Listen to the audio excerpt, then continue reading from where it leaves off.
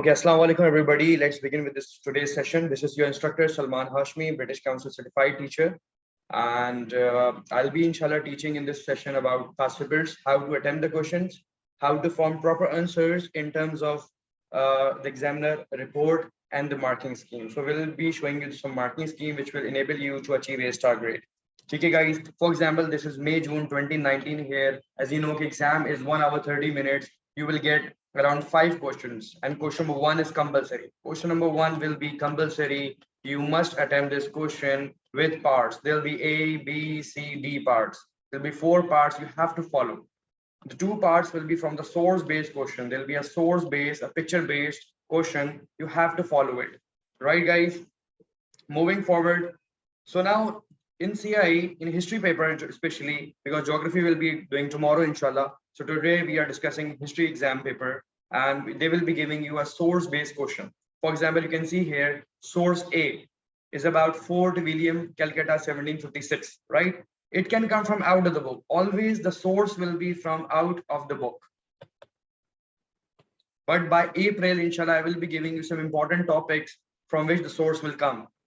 In my physical workshop, I'll be giving you important details, important guest paper in April, inshallah, which I will tell you what topics will be coming, inshallah. It will be a guess, it will be an expected questions. So that will be a physical workshop in April. Okay, guys, so they will give you a passage here. You can see unseen paragraph here. It's a passage here. Take about 5 lines. So you must find the questions, find the answer from here. And there's a source B as well. Source B is like a feminine in the superb. CI examiner will give you a hint. Hint will be given to you. Like this is a hint, and of course this is a hint. So you can see here the hints are given. This will be out of the book, guys. It won't be from the book. It will be out of the book topic.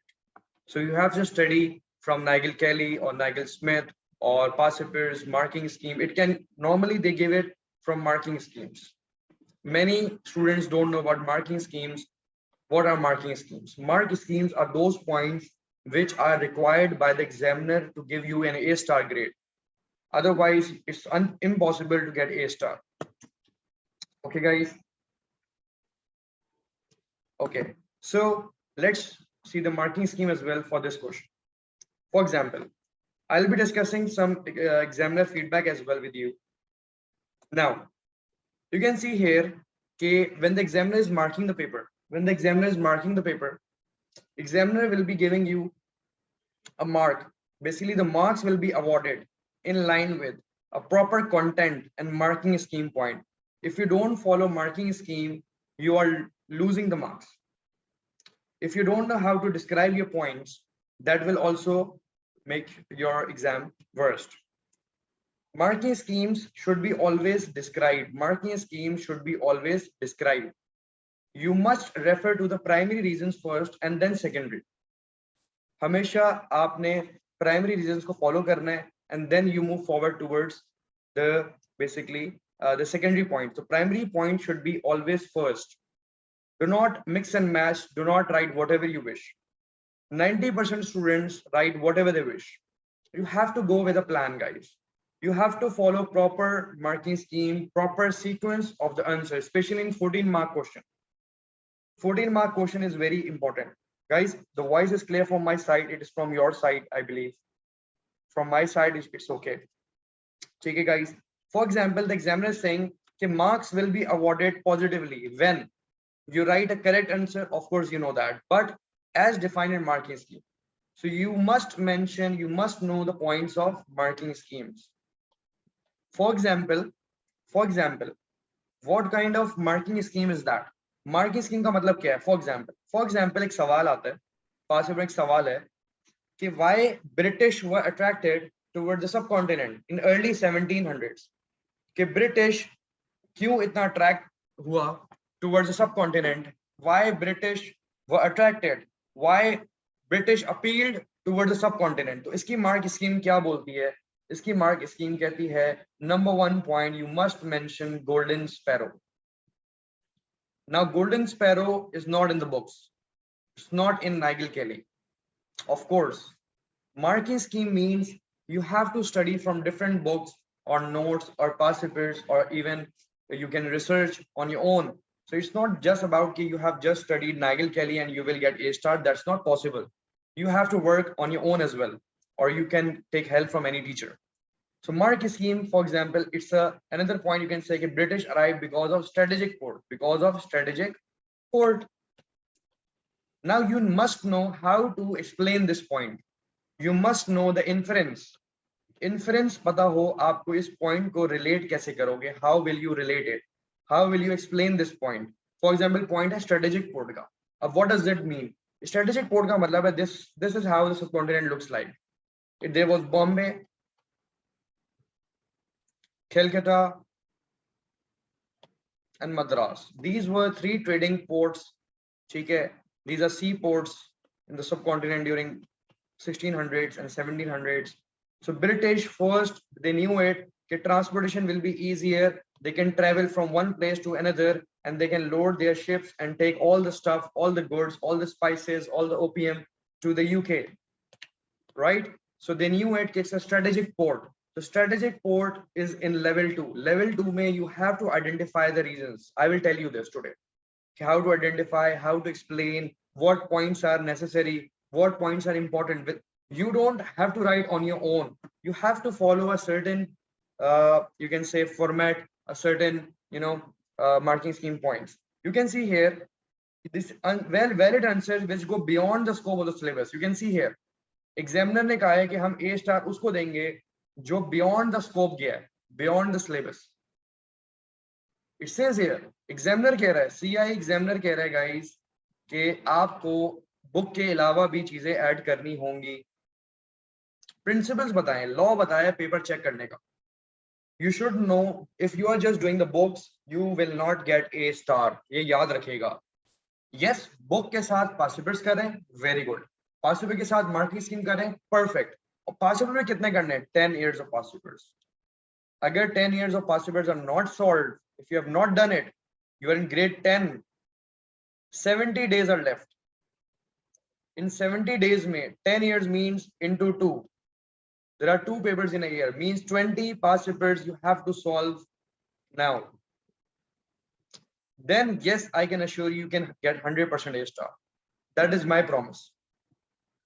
If you solve 20 past papers of 10 years, definitely you can achieve A star. If you have not done, so do not dream about A stars, dream about B or C or D or whatever grade you want. Please understand this reality. Hard work is required from your side, guys. Okay, so you have to go beyond the scope of the syllabus. You can use some dates. You can do, I will be doing more past papers as well, don't worry. I'm not just covering this past paper. Clearly, your award marks will be awarded when clearly demonstrate that when you explain clearly, your points should be clear. Now, what does it mean? Clear का क्या मतलब है? Dates आ जाएंगी. You must mention date. ठीक है? You must mention mark scheme point. Clearly बात को बताओ कि यार ये point है. ठीक है?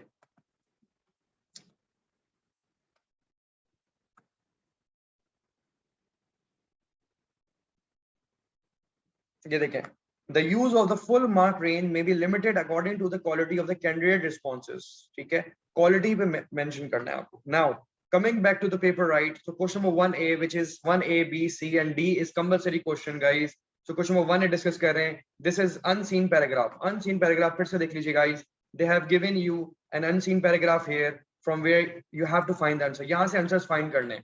You have to find out 3 to 5 points from here. It's like unseen paragraph. You don't have to learn it. You don't have to do it anything. You just have to find the answers from here. So unseen paragraph आपको दिया हुआ है examiner ने. Question number 1A है. You have to find the answers from here. For example, Fort William में क्या हुआ था? What happened in Fort William? देखें, जब battle हुई थी, basically battle start हो गई थी. British started expansions. So they basically imprisoned many Indians, Hindu, Muslim, Sikhs were imprisoned. And इन्होंने हिंदुस्तानियों को, Indians को dungeon में डाल दिया था, एक काल कोठरी में डाल दिया था at Fort William. So they imprisoned many of the Indians and they were overloaded. ये जो jail थी, जो jail है, that was overloaded. That jail was overloaded, guys. ये jail overloaded थी, guys. Overloaded. लिखा हुआ है prisoner trample on each other. Their cell was little cell था. There were 10-20 people in one cell. तो बहुत ज़्यादा मसला था. People were suffocating. लोगों को सांस नहीं आ रही थी. So Indians were dying in the jail. It was a brutal act by British. British were basically, they were so brutal, they were not good. ठीक है? अच्छा. Okay, guys. Please use your real names, otherwise I have to remove you, everybody. Okay. Now, so what is the marketing scheme of this? Okay, we'll discuss that. So you have to explain this in one para. एक ही paragraph बनेगा इसमें. 3 mark का सवाल है. You can give 1 to 3 points. कितने points देने? 1 to 3. But I would recommend you to go for 3 to 5 points. I would insist you to write more. Maybe 3 points or 4 points or 5 points. Okay, guys. For example, several were wounded, it was dirty, infected soldiers, whatever the answers are there in the paragraph, you just copy and paste. You can have to just find the answers and just copy and paste and make a paragraph. That's it. Simple as that. Now, question number 1B will be always from a picture. They will give you a picture which is called source-based question. Question number 1, source-based question se hoga, you have to follow it. Source-based question, guys. Question number 1B. अब 1B को आप कैसे solve करोगे, guys? ठीक है, let me show you.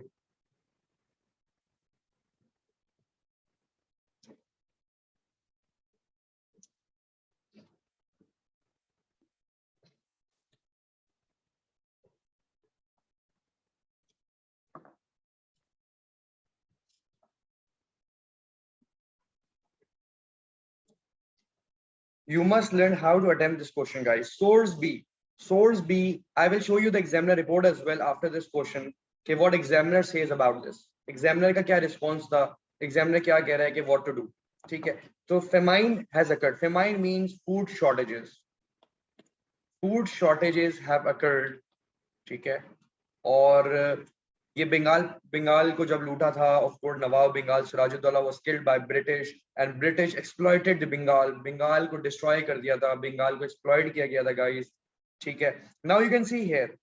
अब यहाँ देखें, it's a contemporary engraving मतलब it's a painting और distribution of relief हो रही है. Relief का मतलब है help है, donation है, donations दी जा रही. अब you have to find this picture well. आपको इसको view करना है properly. यहाँ देखें, ये British खड़ा हुआ है. Can you see this?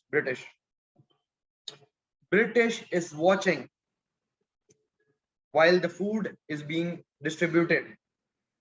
British Lord hai, या you can say Viceroy या Governor General, he is watching, means that he has organized this event. British is watching this event, yeah, his eyes are on the right place. So it means that British has organized this event. Organized event, it's not mess. It's not a chaos. ये properly organized and civilized way में सब लोग बैठे हुए हैं. Indians are waiting for their queue. Indians are waiting for their queues. They are waiting patiently. So in the first line, very first line, you have to give an impression to the examiner. कि first line में ही आपको overall picture बयान करनी है. You have to tell about the complete picture. ठीक है? So you would say that this picture depicts that. You can make notes, guys. I'm dictating you. You can write it down quickly, guys. Right. The picture, this picture depicts that, or this picture illustrates that the British Lord or Viceroy is distributing the food to the poor Indians. ये poor Indians. You can say clearly नजर आ रहा है, Indians are poor. Poor Indians. British Lord is distributing the food to the poor Indians. ठीक है, number 1. Now, what is the format? How we will do it? Please, guys, इसको देख लो आप. How you have to attempt? There will be 3 levels in this. Level 1, level 2, and level 3. There are 3 parts in this question. How to attempt? ठीक है. अब आपने क्या करना है, guys? Level 1 means simple statement. Simplistic statement, guys. Simple statement आपने follow करनी है. मतलब इंट्रोडक्शन देना है, ओवरऑल पिक्चर को बयान करना है. You have to say about overall picture को बयान करना है. लेवल 2 का मतलब है व्हाट यू सी, जो आपको नजर आ रहा है उसके 3 पॉइंट्स हैं. You must write 3 points about what you see. जो आपको नजर आ रहा है उसके 3 पॉइंट्स आप रेफर करेंगे. What you can see, for example we can see that Indians are getting help from British and the bowls are being filled with the food and are being donated to Indians, right? And British is observing. British is basically providing the food to Indians. British are helping them. Okay, they are poor Indians, which we can see here. In level 3, guys, you have to explain these. Level 3 का मतलब होता है, examiner कहता है you have to write inference, guys. Inference का मतलब होता है, guys, you have to relate your points with the topic. अब यहाँ पे अपनी knowledge भी use कर सकते हैं. You can use your own knowledge, own understanding. A star उसको मिलेगा जो analysis अच्छे करेगा, evaluation अच्छी करेगा. You must know कि what does it mean. ये जो सिनेरियो नजर आ रहा है, आपने कहा मुझे नजर आ रहा है कि हेल्प कर रहे हैं, सारा कुछ कर रहे हैं, तो व्हाट डज इट मीन, इसकी मीनिंग क्या है guys, what does it represent, you must say 3 to 4 points here. अब रिप्रेजेंटेशन क्या है, रिप्रेजेंट क्या हो रहा है कि भाई the balls are being filled, which means that कि you can see they here के बोल्स आर लेस. अब यहाँ पे बोल्स क्या है, लेस हैं, people are more. People are more, that means that there are food shortages. British is trying to help, but British is to be blamed for the food shortages. British को ही blame जाएगा food shortages पे guys, कि British ने ही food shortages लाया था. बंगाल को exploit किसने किया था, रॉबर्ट क्लाइव ने किया था, ठीक है, तो ब्रिटिश लॉर्ड था, तो ब्लेम भी इनको ही जा रहा है क्योंकि दे एक्सप्लॉइटेड द लैंड्स, ठीक है, they exploited the lands guys. अब इसकी mark scheme I show you what examiner says. Examiner कह रहा है लेवल 1 में you can say introduction word. हमने अच्छा बनाया कि दिस पिक्चर इलस्ट्रेट्स दैट कि ब्रिटिश ऑफिसर्स या British lord is distributing the food to the poor people. हमने इसे बेहतर किया. अब मैन लिखा हुआ है ना, हमने कहा ब्रिटिश, ठीक है, तो you will gain more marks. तो लेवल 1 आपने बता दिया. लेवल 2 में क्या लिखा हुआ है, valid inferences. Your school will never tell you about inferences, or you don't have that kind of knowledge to relate your point, to explain your point better. Books will provide limited knowledge only. Okay guys, acha, so you will say what you see. For example, यहाँ 3 बातें बतानी हैं कि what you see in the picture, like people are miserable, people are weak, they are converted into skeleton, बहुत weak नजर आ रही हैं bodies. Of course, they are basically so poor, they're in poverty, ठीक है. Or you can say it's an organized event and Indians are waiting for their turn patiently. Indians बड़े patiently अपनी waiting कर रहे हैं अपनी turn की, ठीक है ना, तो they are in the queue. And now you have to explain. ये सारे point examiner ने भी दिए हैं कि explanation जब आप करेंगे, आप relate करेंगे point को, आप evidence देंगे. You have to give evidence and you can use your own knowledge here. Level 3 में examiner चाहता है कि आप अपनी knowledge बताएं. Do not talk about the picture anymore. Level 1, level 2 में आप पिक्चर को बता सकते हो कि what you can see. In level 3, do not write what you see in the picture. You just say what it represents. You can say Indians were very weak. They look very weak. It means that famine was going through a long time, for a long time. The food shortages बहुत लंबे अरसे तक चल रही थी. It means कि people have turned into skeleton. बहुत thin हो गए हैं वो बंदा आप देखो फिर से कि he has been, इसकी legs देखो आप कि thin हो गए हैं. You can say the children are weeping. Children weep कर रहा है, which means that कि they are hungry. It represents that इनकी weeping बता रही है कि they are hungry, they are in poverty guys. ठीक है guys. अच्छा. So you can say famine की वजह से serious problems आ गए हैं, malnutrition हो गया, of course food shortages हैं, diseases हैं लोगों को, और there's a less food. इसमें ये भी नजर आ रहा है, देखें इस डायग्राम में ये भी नजर आ रहा है कि less food है, food is less. कितने बकेट्स हैं, 1 2 3 4 5 and 6 bowls हैं and people are around 20 or 30. So more people, less bowls. ठीक है, ये चीज हो गई. Okay, then moving back to the next question. ठीक है, अब सोर्स बेस्ड क्वेश्चंस खत्म हो चुके हैं. You don't have to worry about it. Source का सवाल अब आपको नहीं करना, खत्म हो गया. अनसीन भी हो गया, पिक्चर वाला भी हो गया. अब आपको अपनी नॉलेज से जो आपने स्टडी किया उससे आपको फॉलो करना है. Next question is 1C. Explain why Robert Clive was successful in Battle of Plassey in 1757.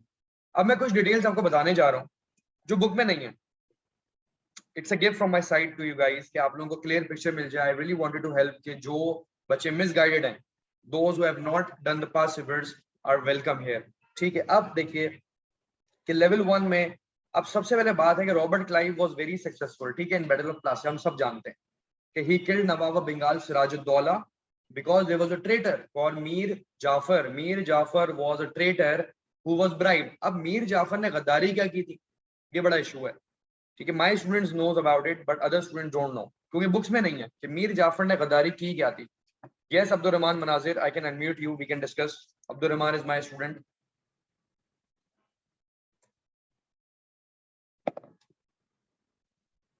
Yes Abdul Rahman. Hello, sir. Assalamu alaikum. जी हेलो, वालेकुम अस्सलाम। Sir, Mir Jafar didn't cover the cannon's ball. Thus, it due to rain, it get wet and it is useless. Right. During the war, during this battle, rain occurred. And because of the rain, Mir Jafar deliberately did not cover the cannonballs. He let the cannonballs and cannons become wet in the rain. While Robert Clive basically he covered his cannonballs and he killed Nawab's army easily. तो मीर जाफर ने गद्दारी यह की थी कि उसने बारिश में कैनन बॉल्स को कवर नहीं किया था। ये बुक्स में नहीं है। अब आप बोलोगे मार्किंग स्कीम को जो डिस्कस करता है टीचर, उससे पूछिएगा, उस टीचर से कि जो मार्किंग स्कीम को डिस्कस करे, उससे पूछिएगा ये पॉइंट मुझे आप नाइगल कैली में दिखा दें आप मुझे। When it rained, Clive orders men to cover, so it means you have to study out of the book as well.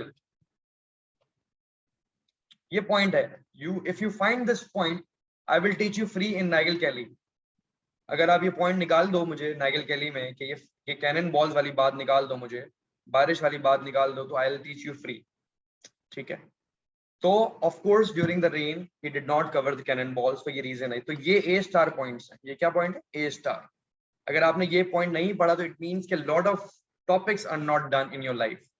ठीक है, तो पार्ट स्टडीज में काफी इश्यूज है, तो लेवल 3 में आपने एक्सप्लेन करना है। तो लेवल 1 क्या होता है? इंट्रोडक्शन होता है। Level 2 you will just identify the reason. 3 reasons यहाँ पे आइडेंटिफाई करने हैं आपने। ठीक है, एंड 3 रीजंस को एक्सप्लेन करना है। You have to explain this 3 reasons. क्या क्या रीजन थे कि Mir Jafar was a traitor, Clive जो है he was very smart, they were experienced and they covered their cannonballs and so the cannons became dry, and Robert Clive was very experienced, he was already trading in other parts of the world, or he was very experienced, he was very much educated. Robert Clive बहुत educated इंसान था, he was very experienced, he basically was very successful person. ठीक है, so ये source से नहीं करना, 1C and 1D source based सवाल नहीं है guys. Then question number 1D says, was India Act of 1784. Who will tell me what is another name of this act? The chat option is open guys, quickly tell me. Indian Act of 1784, what was the name of this Indian Act?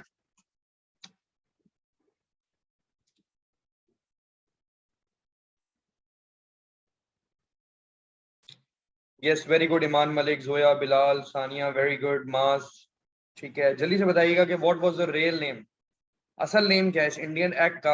असल नाम क्या है? What is the real name of this? Not regulating act यार हमजा।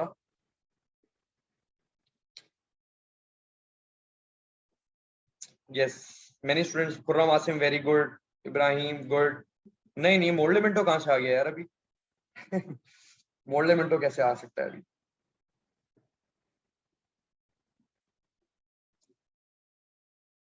ठीक है, very good guys, keep it up everyone. Nofil, Rahim, thank you so much.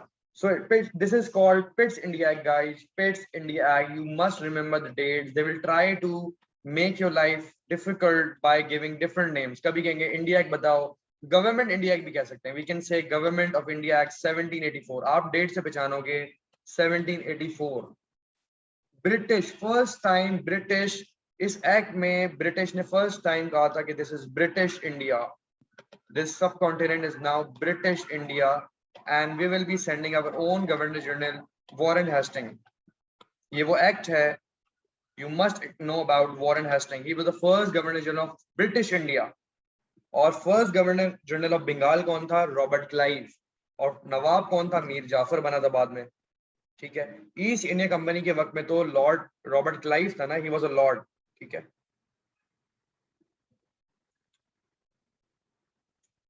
ठीक हो गया. 1 second, let me add everyone.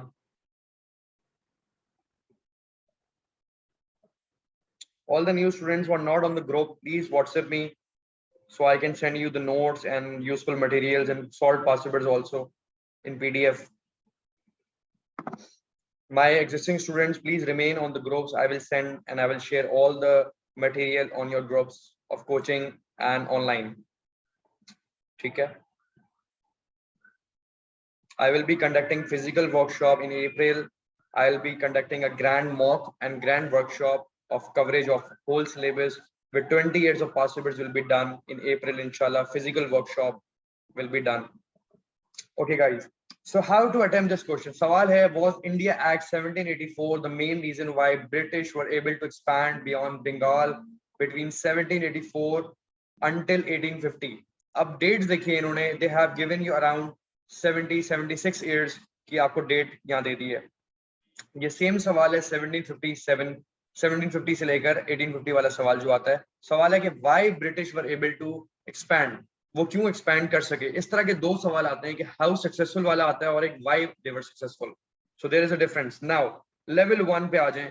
Level 1 examiner कहता है कि you will just write an introduction, it was an act of parliament, whatever you want to write in introduction, you will get 1 marks. तो 1 mark के लिए आपने introduction बता दिया. Level 2, अब यहाँ देखिए मार्क स्कीम में ही मिस्टेक है. It's a mistake here, guys. In 14 mark questions, you have to write 5 to 6 reasons here. You cannot just trust marking scheme, but you have to use your own knowledge also. You should know the guidance. Okay? Acha. So level 2 means 5 reasons. So you would say Pitt's India Act was one of the reasons, but there were other reasons as well. Ke British believed in annexation. They annexed Sindh, Punjab, and NWFP. Annexations batani hongi. You must mention here about annexations of British. Annexations आ जाएंगी इसमें level 2 में. ठीक है. You must make sure you talk about के Indians were weak. Indians की weakness ही बता दो कि Indians weak थे. That's why British were able to. फिर Battle of Plassey बताओगे, Battle of Buxar बताओगे. You must explain these battles. ठीक है. You can also explain that के British also took Delhi from Bahadur Shah. ठीक है. तो डिफरेंट हमारे जो बेसिकली शाह आलम 2 या मुगल एम्परर शाह आलम 2 ने सरेंडर कर दिया था. तो we can say that level 2 में 5 से 6 रीजन बताने एंड लेवल 3 में you have to explain. It's on the screen guys कि व्हाट वाज इंडिया एक्ट. सबसे पहले when you explain you must explain the point which is in the question. जो सवाल में पॉइंट होता है ना, this is the point. You must explain it first explain उस पॉइंट को करोगे जो सवाल में मौजूद है. Means government India act of 1784 in which governor general Warren Hasting was sent and he was basically he introduced that कि भाई वहाँ पे पुलिस आर्मी रेवेन्यू सारी चीजें होंगी. British started to work for that. तो ये बता सकते हैं. क्वीन विक्टोरिया ने कहा था कि of course now British government will be taking over. ठीक है. अदर रीजंस भी आप बता सकते हो. अभी देखें परमानेंट सेटलमेंट भी हुई थी. Lord Cornwallis introduce permanent settlement 1790 making zamindars of Bengal landlords subject to the payment of fixed sum to British. कि ब्रिटिश को जो टैक्सेस देगा फिक्स टैक्स था उस वक्त कि फिक्स टैक्सेस जो लोग देंगे वो आप लैंडलॉर्ड्स बन सकते हैं बंगाल को वो यूज कर. अब ये एक्ट पूरी बुक में नहीं है. It's not there out of the book. So try to follow notes, perseveres, marking schemes, otherwise you cannot win. The subsidiary line, they can. So what is subsidiary line? Again, subsidiary line is not in the book as well. Marking scheme के point you must mention what is subsidiary alliance. तो इसमें subsidiary alliance जैसे laws बताने कि rulers can stay on the throne but they lost their powers कि they have to accept British as their rulers. Subsidiary alliance क्या था कि नवाबों को ब्रिटिश को अब्बू जी मानना होगा. कि ब्रिटिश कौन है? अब्बू जी हैं. जैसे टीपू सुल्तान ने कहा था कि मैं I will not. Tipu Sultan refuse subsidiary alliance of British. Tipu Sultan ने कहा था कि I will die but I will not surrender in front of British. And Lord Wellesley kill Tipu Sultan. तो टीपू सुल्तान और जो लॉर्ड वेल्सले हैं इनके बीच में लड़ाई क्या थी? Because of subsidiary alliance. British ने कहा था कि all the nawabs were forced to accept British as a rulers. के नवाब्स जो हैं बेसिकली वो पपेट्स बन जाएंगे. यस, इस बात आया, यू वेरी गुड. कि nawabs will become the puppets. ठीक है. तो ये सारी एनेक्सेशन जरूर बतानी है इसमें बैटल ऑफ बक्सर और प्लासे जरूर बताना. You must explain battle of Buxar. मतलब वो एग्जांपल के तौर पे दे सकते हो कि उन्होंने बैटल्स वगैरह की थी. हालांकि टाइमलाइन जो है वो 1784 है. तो बैटल ऑफ प्लासे बक्सर मिस भी कर दो तो कोई मसला नहीं है क्योंकि वो 1757 में हुई थी और 1764 में हुई थी. एग्जाम्पल के तौर पर देना चाहो तो यू कैन गिव. एनेक्सेशन का मतलब होता है to take over Sindh. Sindh में अमीर्स हुआ करते थे. सर चार्ल्स नेपियर ने he basically attacked on Sikh and he defeated Amirs पे अटैक किया था और अमीर को डिफीट किया था. 1843 की बात है. 1843 में अमीर्स were defeated. ठीक है guys. And in after some years 1846 में रंजीत सिंह की जो आर्मी थी in battle of Aliwal in 1846 तो British defeated the army of Sikh, ठीक है, रणजीत सिंह की आर्मी को डिफीट हुआ था और फिर ट्रीटी ऑफ लाहौर हुई थी। अब ट्रीटी ऑफ लाहौर के बारे में भी काफी बच्चे परेशान होते हैं, सर ये क्या चीज है। Treaty of Lahore 1846। कितनी आज नई बातें आप सीख रहे होगे, तो please start studying well, cover your books, cover 20 years of past papers, marking schemes, you cover everything, ठीक है। ट्रीटी ऑफ लाहौर का मतलब है जब पंजाब ब्रिटिश ने ले लिया सिखों से, रणजीत सिंह की आर्मी से, then they announce treaty of Lahore, in which उन्होंने कहा था कि ये टेरिटरी जो है ये ब्रिटिश के अंडर आ रहा है, ब्रिटिश गवर्नमेंट यहाँ रूल करेगी, यहाँ पे गवर्नर जनरल रूल करेगा, और ये पीस ट्रीटी है कि यहाँ पे अब कोई लड़ाई नहीं होगी, ब्रिटिश रूल करेगा यहाँ पे, ठीक है, British will rule. So that's how you have to answer this question. Moving to question number one. One is complete. Now question number two. Now of course 4 marks के लिए काफी पर्सनैलिटीज आती है कि पर्सनैलिटीज बताइए, ठीक है। Ahmad Shah Durrani, Ahmad Shah Durrani is also called Ahmad Shah Abdali. अब देखें बात समझाता हूँ मैं आपको। For example this year they has given you Ahmad Shah Durrani, ये 2019 में आ गया, तो नेक्स्ट टाइम ये आ सकता है कि who was Nadir Shah, who was Nadir Shah, या what was battle of Karnal. अब most of you will start कि बैटल ऑफ करनाल क्या है। बैटल ऑफ करनाल भी स्कूल में नहीं बताई जाएगी, ठीक है। Battle of Karnal is not told in schools. मतलब टॉपिक पढ़ाया होगा लेकिन टीचर को खुद नहीं पता कि पढ़ाना क्या है।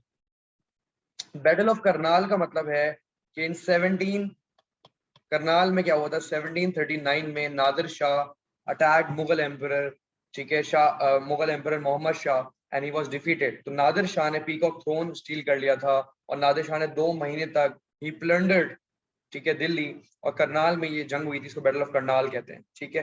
अहमद शाह दुरानी पे आ जाए। So let's talk about Ahmad Shah Durrani guys. Ahmad Shah Durrani was Afghan ruler, ये अफगान रूलर था गाइस, ठीक है। ये लिखा है अब्दाली था, तो अफगान रूलर था, मिलिट्री जीनियस था, ठीक है, टैक्टिकल स्किल्स थी। Third battle of Panipat, Panipat कौन सी, थर्ड, पहली वाली कौन सी थी, बाबर की, दूसरी वाली कौन सी है, अकबर, तीसरी वाली कौन सी है, अहमद शाह दुरानी। अफगान, अफगान डिफीटेड मराठास, अफगान मुसलमान थे, he beat Marathas at Battle of Panipat, third Battle of Panipat guys. So he fought well and Marathas were defeated. Marathas ने क्यों डिफीट किया था, क्योंकि Marathas ने हिंदू एम्पायर क्रिएट कर लिया था। Maratha created Hindu empire and they were getting strong and powerful guys. Ji Zoya, you want to ask anything? Sir, in the previous 14 marker, can you mention the doctrine of lapse? Dates देखें, 1850 क्या था हमारा, 1784 नहीं, because doctrine of lapse in 1852, doctrine of lapse 1852 का date है, तो आप you cannot use क्योंकि they are asking about 1850, so you make sure कि you talk about the proper dates। तो इसमें मैं टाइमलाइन आपको बताता हूँ, let's do the timeline। मैं आपको टाइमलाइन बताता हूँ उसमें कि टाइमलाइन Okay, कैसे sir. फॉलो करोगे आप। वेरी गुड जोया, तो मैं आपको जवाब देता हूँ इस सवाल Thank में। you, sir. Must know the timeline, please guys, everyone please note down the timeline, these are the important dates you must mention from 1784। आप देखिएगा, ठीक है, मैं आपको बता रहा हूँ।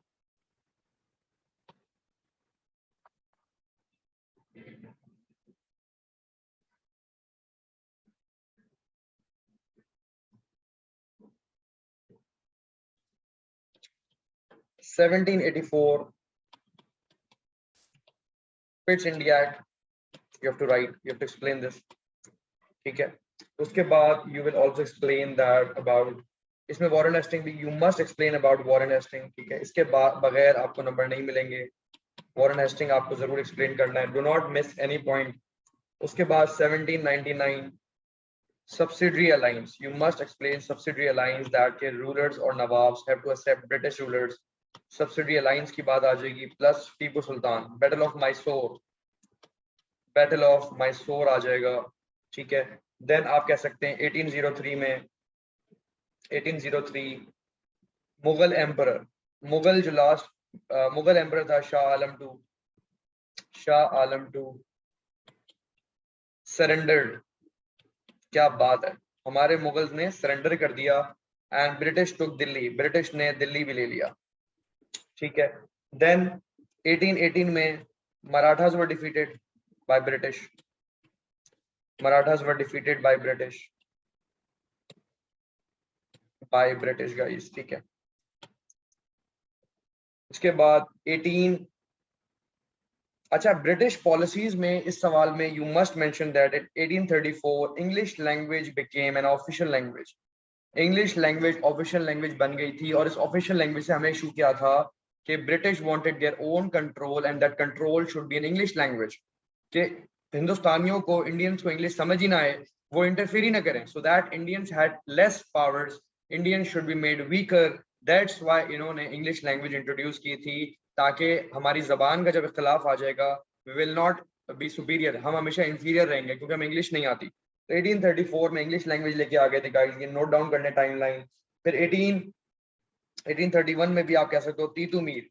तीतू Mir was a freedom fighter, Bengali freedom fighter. इसने बैम्बू फोर्ट बनाया था and he was killed by British as well. इसका नाम है सैयद मीर निसार, ठीक है, सैयद मीर निसार भी इनको कहते हैं। फिर एनेक्सेशन हुई थी हमारी 1846 में। 1843 में सिंध ले लिया था ब्रिटिश ने। 1846 में पंजाब ले लिया था, और 1848 में सिखों को सेकेंड टाइम डिफीट हुई थी। 1848 six were defeated. I will send you the timelines, do not worry, मैं आपको ये भेज भी दूंगा। देखो, मार्क स्कीम में 100% चीजें भी नहीं होती, लेकिन कुछ एक्स्ट्रा ऑर्डिनरी डिटेल्स होती हैं जिसकी वजह से मार्क्स आपके गेन हो जाते हैं। फिर से देख लीजिए 784, 1799, ये सारी डेट्स हमारी लाइव मैंने आपको बता दिया अबाउट दीज 100 ईयर्स अराउंड। तो दीज आर वेरी इंपॉर्टेंट, इसके बगैर तो आपको स्टार नहीं मिल सकता। You must make sure to add these dates. ठीक है गाइस, मूविंग फॉरवर्ड, क्विकली जाना है। तो अहमद शाह दुरानी की बात हमने कर ली। अभी सवाल है कि why British wanted to treat, अभी मैंने डिस्कस किया कि why they wanted to basically ये चीज। अच्छा, मैं इसकी मैं एग्जामिनर रिपोर्ट दिखाना चाह रहा था, वो तो रह गई। अब ये देखें, अब मैं आपको ये दिखा रहा हूँ कि जो बी पार्ट है, जो पिक्चर वाला सवाल था, ये जो पिक्चर वाला सवाल था, इसकी आप एग्जामिनर रिपोर्ट तो देखिए, एग्जामिनर क्या कह रहा है। वो जो फेमाइन नहीं आया हुआ था, फूड शॉर्टेजेस, उसके बारे में एग्जामिनर क्या कह रहा है। एग्जामिनर कह रहा है गाइस कि मैनी, ये देखिएगा, many candidates did not go beyond what they could see. ये देखें कि सिर्फ लेवल 1 और लेवल 2 बच्चों ने करा है, लेवल 3 नहीं है। एग्जामिनर कह रहा है कि 5 मार्क का सवाल है, पिक्चर आपको दी थी कि फेमाइन आ गया है, फूड शॉर्टेज हो गई, डोनेशंस हो रही है ना, याद है आपको। लेकिन एग्जामिनर कह रहा है कि बच्चों ने सिर्फ वो बताया है व्हाट दे कैन सी, बच्चों की अपनी एनालिसिस नहीं है, इन्फ्रेंसेस नहीं है, अपने रिलेट नहीं किया हुआ, एविडेंस नहीं दी हुई। ये लिखा हुआ है, देखिएगा, मोर सक्सेसफुल रिस्पॉन्सेज में जिनको ए स्टार आया, ये देखें, ए स्टार वालों की बात कर रहे हैं, ए स्टार इंक्लूडेड इन्फ्रेंसेस। इन्फ्रेंस का मैं आपको वर्ड बता सकता हूँ कि 10 सालों में भी आपने स्कूल में नहीं किया होगा, कि which were then supported by using source, they were some good level 3। ये देखें, लेवल 3, आपको अगर लेवल 1, लेवल 2, 3 का गेम नहीं पता, you can not gate A star guys, समझ लें। ये मेरी रिपोर्ट नहीं है, एग्जामिनर की रिपोर्ट है, कैम्ब्रिज की, ब्रिटिश काउंसिल यूके की रिपोर्ट है, ठीक है। अब इस रिपोर्ट में क्या लिखा हुआ है कि सम स्टूडेंट्स के जो है ना लेवल 3 गुड आंसर्स थे, गुड आंसर्स थे, बेटर आंसर थे।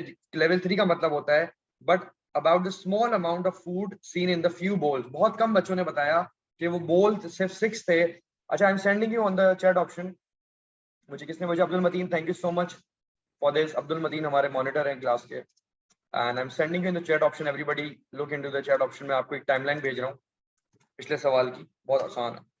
Please copy and paste, take a screenshot, ठीक है, इट्स हेल्पफुल फॉर यू। तो एग्जामिनर खुद कह रहा है कि बच्चों ने ज्यादातर ओनली लेवल 2 तक लोगों ने काफी आंसर्स किए, कि 80% 90% बच्चों ने जो है वो लेवल 2 लिखा, मतलब व्हाट दे कैन सी, उनको जो नजर आ रहा था उन्होंने सिर्फ वही लिखा है, उन्होंने उसको बयान नहीं किया, उसको एक्सप्लेन नहीं किया। तो लिखा हुआ है जो ए स्टार वाले बच्चे हैं उन्होंने इसको एक्सप्लेन किया, ठीक है। अब ये देखें, क्वेश्चन नंबर 2 में कह रहा है, अहमद शाह दुरानी वाली जो हमने बात की, कह रहा है it was a most popular question and many candidates scored 3 और मैक्सिमम 4 मार्क्स, के इस सवाल में सबने 3 या 4 नंबर ले लिए थे, ठीक हो गया। क्विकली चलते हैं गाइस, नेक्स्ट सवाल है हमारा, explain why British wanted to trade in India. India wealth के लिए आए थे, ऑफ कोर्स स्ट्रेटेजिक पोर्ट था, European countries like Dutch, Portuguese and French, they were already trading in there. Queen Elizabeth जो one थी, she granted the permission, and also हमारा जो उसमें गवर्नर गुजरात था शाहजहां, उसने परमिशन दी थी। तो you must give good details कि क्वीन एलिजाबेथ ने 1600 में इजाजत दी थी, और अराउंड 1612 टू 15 हमारे जो शाहजहां थे उसको इजाजत, उसने कमर्शियल ट्रीटी की थी। इसकी आप मार्क एग्जामिनर रिपोर्ट देख लें, एग्जामिनर क्या कहता है इसके बारे में, ये देखिए आप। It was a well known topic, ठीक है, बच्चों ने हाई स्कोरिंग की है इस सवाल में, ठीक है, उन्होंने अच्छा सवाल किया है, ये बड़ा आसान सवाल है। तो काफी चीजें उन्होंने की हैं। कुछ बच्चों ने उल्टा सीधा लिख दिया कि क्रिश्चियनिटी में कन्वर्ट कर रहे हैं, पता नहीं क्या कर रहे हैं। You can not right that. वो तो आपसे बात कर रहे हैं कि ट्रेड की बात पूछ रहे हैं। Now did Syed Ahmad Barelvi contributed more to spread Islam than anyone else. अब इसमें बच्चों को इतनी मसला है, इस सवाल में इतना इश्यूज आ रहा है कि सर कि इसमें कौन कौन से, आपको तीनों रिफॉर्मर लिखने हैं। आप मार्क स्कीम में देखो, they have said about Syed Barelvi, Haji Shariatullah and Shah Waliullah.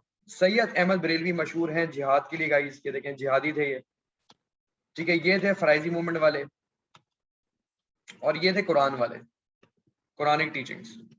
ये फर्क है।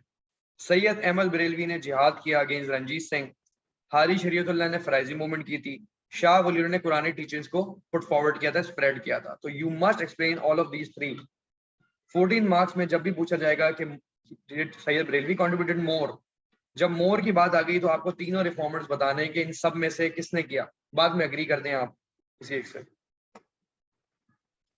इसकी एग्जामिनर रिपोर्ट देख लीजिए। आइए देखें। Some answers confuse the three people attributing the work of one to the wrong person. लोगों ने समझे कि सैयद बरेलवी ही सबको चला रहे थे और गलत पर्सपेक्टिव दिया आपने। आपने गलत, बच्चों को पता ही नहीं है, कह रहे हैं कि कौन सी बरेलवी ने कौन सी बैटल लॉस की और कौन सी फेल की। ये तो मैं आज भी कह सकता हूँ, आपको नहीं पता। बरेलवी साहब, सैयद अहमद बरेलवी ने कौन सी जंग लड़ी है, कौन सी जीती है और कौन सी लॉस्ट की है, वो तो आज भी नहीं पता आप लोगों को। Can anyone tell me on speaker? ठीक है, इंशाल्लाह। Are you ready? You my student. कौन सी बैटल्स इनकी कामयाब थी और कौन सी फेलियर थी गाइस? कामयाब बैटल्स कौन सी? एग्जामिनर कह रहा है बच्चों को पता ही नहीं है कि कौन जीता कौन हारा, पता ही नहीं है, कॉन्सेप्ट ही नहीं है, मतलब रट्टा लगाया हुआ है जी। इंशाल्लाह। देन रहमा।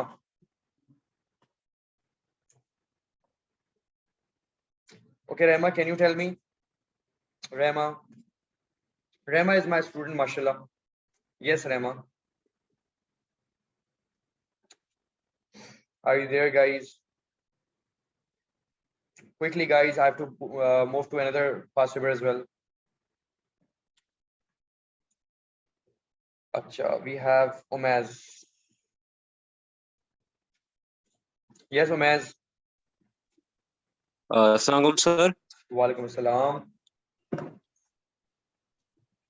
अच्छा sir, the battles in which Sayyid Ahmed Shahid Belvi won at were battles of Akora and Hazroth, and the battle which he failed at was the Battle of Balakot.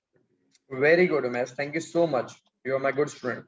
Ukara and Hazrot was won by Sayyid Ahmed Barelvi against Ranjit Singh. सिखों के खिलाफ ये जीते थे। Loss कौन सी हुई थी? Battle of Balakot. Balakot की डेट जरूर याद कर लें guys. Battle of Balakot, who will tell me the date of Balakot? Battle of Balakot 1831. In 1831 he lost. ये देखें, some responses included little about Haji Shariatullah, they just knew about Faraizi movement. क्या बात है, आप सबको भी फराइजी मूवमेंट के बारे में ही पता है, राइट? बट हाजी शरीयतुल्लाह ने he also contributed in making it दारुल हर्ब। इन्होंने अनाउंस किया कि सब कॉन्टिनेंट हैज बिकम दारुल हर्ब। दारुल हर्ब का मतलब होता है land of war where unislamic practices are common. तो दारुल हर्ब की बात डाल दें। he also opposed high taxes, he opposed high taxes of British। British ने मुसलमानों पे, पीजेंट्स पे, पुअर पीपल पे हाई टैक्सेस लगाए हुए थे गाइस। इसने खलीफाज वगैरह, इनके बेटे ने भी काम किया।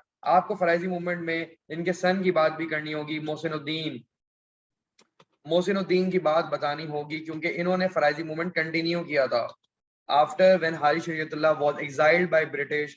इनके बेटे ने, इनको दादू मियां भी कहते हैं, मोहसिनुद्दीन, इन्होंने फराइजी मूवमेंट कंटिन्यू की थी, but he was also imprisoned क्योंकि ही इवन वेंट फर्दर और जिहाद स्टार्ट की। फराइजी मूवमेंट बाद में इनके बेटे ने जिहाद स्टार्ट कर दिया था, तो you know it well.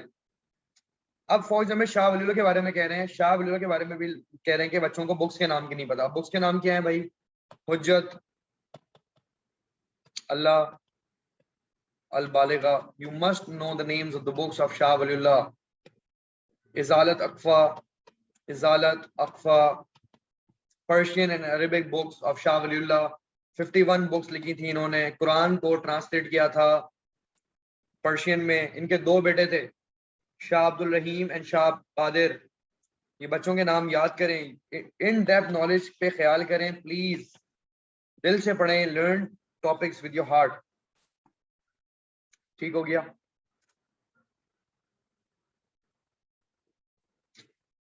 Okay guys, so let's begin with other question. ठीक है, आगे बढ़ जाते हैं। Who was Lord Wellesley? देखिए हमारे सिलेबस में कौन कौन से लॉर्ड्स हैं, मैं आपको लाइन से जरा बताता हूँ। लॉर्ड समझ लें सबसे पहले। सबसे पहले लॉर्ड रॉबर्ट क्लाइव थे हमारे, वो भी सवाल आ सकता है, हुआ रॉबर्ट क्लाइव। उसके बाद हेक्टर मुनरो थे, Hector Munro, he was a commander in battle of Buxar 1764, Hector Munro. Then you can say we had Warren Hastings, Lord Cornwallis, ठीक है। उसके बाद लॉर्ड वेल्सले आ गए, ठीक है। उसके बाद हम कह सकते हैं, लॉर्ड वेल्सले के बाद कह सकते हैं लॉर्ड लिटन है, ठीक है। लॉर्ड कैनिंग है, ठीक है, लॉर्ड कैनिंग आ जाएंगे। उसके बाद लॉर्ड मिंटो आ जाएंगे, ठीक है। बहुत सारे लॉर्ड्स आ जाएंगे इस तरह। फिर एंड में आखिरी लॉर्ड कौन था, आखिरी वाइसरॉय कौन था, लॉर्ड माउंटबेटन गाइस, ठीक है। अब सेक्शन बी करेंगे, बड़ा मजा आएगा। Section B is more interesting. Lord Wellesley 1798 में ही इंट्रोड्यूस सब्सिडी अलायंस। ये देखिए सब्सिडी अलायंस बुक में नहीं है but it's here, it's here. Subsidy alliance का मतलब है कि रूलर्स को ब्रिटिश को मानना पड़ेगा, सरेंडर करना पड़ेगा ब्रिटिश के आगे, and they have to accept British as a rulers, ठीक है। फोर्स कर रहे थे ब्रिटिश कि आप हमें अब्बू जी मान लो। अब्बू को अब्बू ही मानना है ना भाई, अब्बू जी को अब्बू जी मानेंगे आप लोग, ठीक है गाइस। 1 second.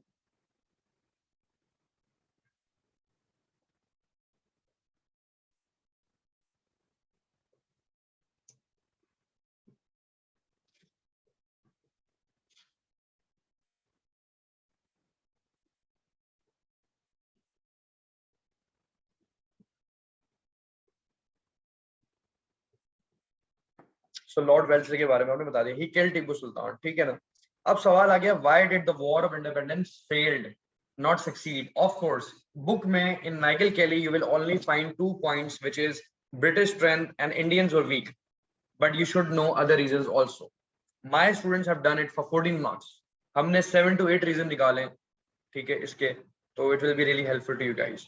तो अब इसमें ये बताते हैं कि Indians did not have any kind of plan, no objective, no aim. Rulers like Gulab Singh were helping British. He sent 2,000 troops. ठीक है, they were traitors. British used to bribe people like Mir Jafar, Mir Sadiq was bribed. ठीक है, British used to bribe people, guys. ठीक है, British got weapons. They were superior. They had political beliefs, guys.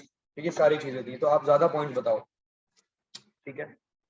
Then, were Sasim Khan religious views his most important contribution to the Muslim cause after 18? क्या ससम खान के जो religious views हैं, जो इस्लाम फैलाना चाह रहे हैं, या उन्होंने इस्लाम के लिए जो काम किया, क्रिश्चियनिटी को डिस्करेज किया और इस्लाम को प्रमोट करना चाह रहे थे, is that the reason he work but it, or there are other reasons also? So you would say there are other reasons also, like इन्होंने loyal Mohammedan, convincing the British है, convincing Muslims है, तबील कलाम लिखी, loyal Mohammedan है, इन्होंने British को नदारत का, ठीक है। You can say he open schools and colleges as well. Religion में उन्होंने तबील कलाम लिखी थी, you must know the name of this book, Tabyin Kalam was the book. इसमें similarities between Islam and Christianity हुई थी।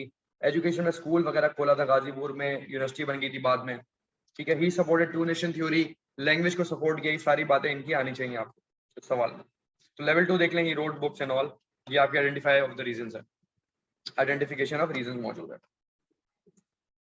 नेक्स्ट, ये सेक्शन बी के सवाल आते हैं गाइस। हु वाज रहमत Ali?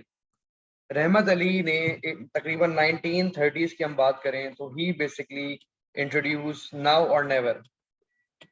Now or Never was a pamphlet in which he wrote about that if Muslims wanted to have partition, so they have to support two nation theory of Sasim Khan. He supported it, and he went even further. He said Pakistan. He named our country Pakistan, Punjab, Afghania, Kashmir, Iran, Sindh, Tan, Balochistan, हमारी शान. That's the meaning of Pakistan. ठीक है guys, Pakistan बन के रहेगा Pakistan. That was the slogan during that time.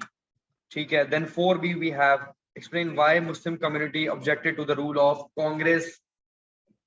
क्योंकि कांग्रेस ने majority win किया था, Muslim lost in the election, it was a separate election in 1937, Muslims lost, Jinnah lost in this election, and then Congress made their government in 8 provinces. 8 सूबों में कांग्रेस ने हुकूमत बनाई थी in 8 provinces, guys. अब हुआ क्या? They started their own oppression. They started to erase Islam. Bande Mataram, Varda scheme, Vidya Mandir scheme. Vidya Mandir क्या था कि you have to bow down and the mosque will be converted, mosque will be closed, and mosque को जो है attacks हो रहे थे. तो ये विद्या मंदिर स्कीम में क्या था कि गांधी की पिक्चर आगे बो करना है आपको, और मॉस्क जो थे, मस्जिदें थी, अजान वगैरह बैन थी, काउ स्लॉटिंग बैन था, जो मुस्लिम काउ स्लॉटिंग करेंगे दे विल बी किल्ड. और वर्दा स्कीम क्या थी? It was Gandhi's educational scheme, जिसमें वो हिंदी में कॉटन हिंदी सिखा रहा था और कॉटन की वीविंग वगैरह सिखा रहा था. ठीक है guys, you have everything here guys. देखिए, you don't need any help. ये देखिए सारी चीजें आपके सामने है. स्टार्ट स्टडिंग, ठीक है, और start taking the classes. 4B. तो ये हमारा सवाल हो गया. 4C पे आ जाए. Was Mopla uprising the main reason for the end of खिलाफत मूवमेंट? क्या मोपला अपराइजिंग की वजह से खिलाफत मूवमेंट खत्म हुआ? ये अदर रीजंस आल्सो हैं. देखिए, सबसे पहला रीजन है इसमें गांधी बिट्रेयल. गांधी ने बिट्रे किया था. The first reason for the Khilafat movement, examiner कहता है Gandhi betrayal is the number 1 reason for the failure of Khilafat movement, because Gandhi used our platform of Khilafat conferences in Delhi and Amritsar, and he started his own politics calling for Swaraj. He called it Satyagraha, and he started non-cooperation movement. He started to work against British. He opposed British, and he started a movement. तो गांधी ने betray किया था. गांधी बातें बड़ी बड़ी करते थे कि मैं अपनी जान दे दूंगा खिलाफत के लिए अगर आप लोग काउ स्लॉटर नहीं करो. तो गांधी ने बड़ा प्रॉमिस किया था खिलाफत मूवमेंट के लिए बात करेगा, बट ही डिड नॉट. फिर मोपला अपराइजिंग, चौरी चौरा, हिजरत मूवमेंट इसमें आना चाहिए. इसमें आपको लिखना होगा कि माला तुर्क सुल्तान was exiled in 1922. Sultan was exiled and new leader came who was a British puppet. British का बंदा था, and he banned azan, पर्दा, he closed the mosque. मतलब unslant practices बहुत कॉमन हो गई. वेस्टर्न कल्चर लेके आ गया केमाल अतातुर्क. तो ये सारे रीजंस हैं. और इसमें सबसे बड़ा रीजन क्या है? British were powerful, they were very determined, Indians were weak, Indians could not. और Jinnah was not there. Jinnah ने कहा था, Jinnah disapproved. Jinnah ने कहा गलत है ये सारा. जिन्ना डिसअप्रूव्ड खिलाफत. जिन्ना ने कहा था खिलाफत मूवमेंट में जिन्ना नहीं होंगे. जिन्ना सेड नो. ठीक है गाइस. अच्छा, moving forward. Okay, let's cover another past paper.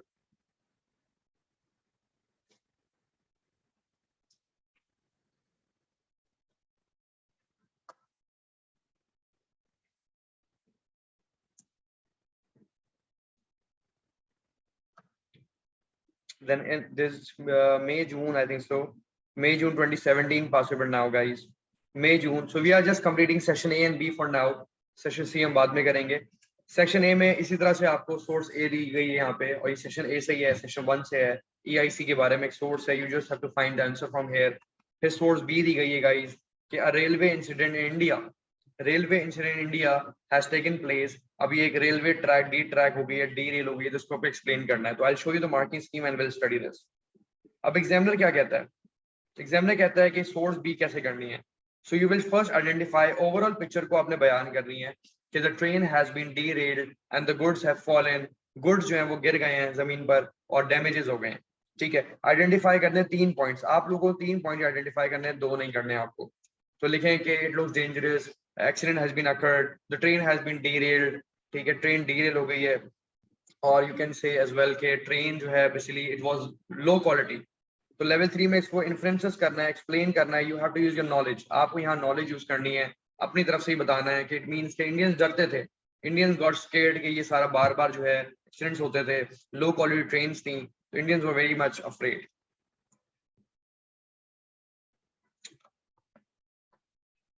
Why British build railways? British ने रेलवेज क्यों बनाई थी? ताकि वो अपने ट्रुप्स को कंट्रोल करवाएं जहां उनको स्पेंड करना है बंदे को. ट्रुप्स के लिए, ट्रेड के लिए, ठीक है, एंड ट्रांसपोर्टेशन के लिए, of course transportation of goods. तो ब्रिटिश ने इन 3 चीजों के लिए, to send the troops, to control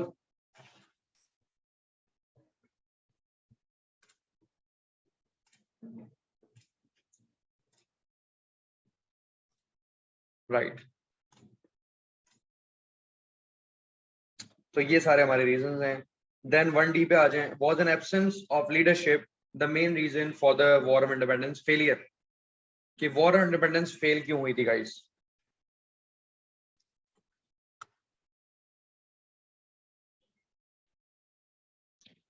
One second, I'm sharing the screen again. 1 minute.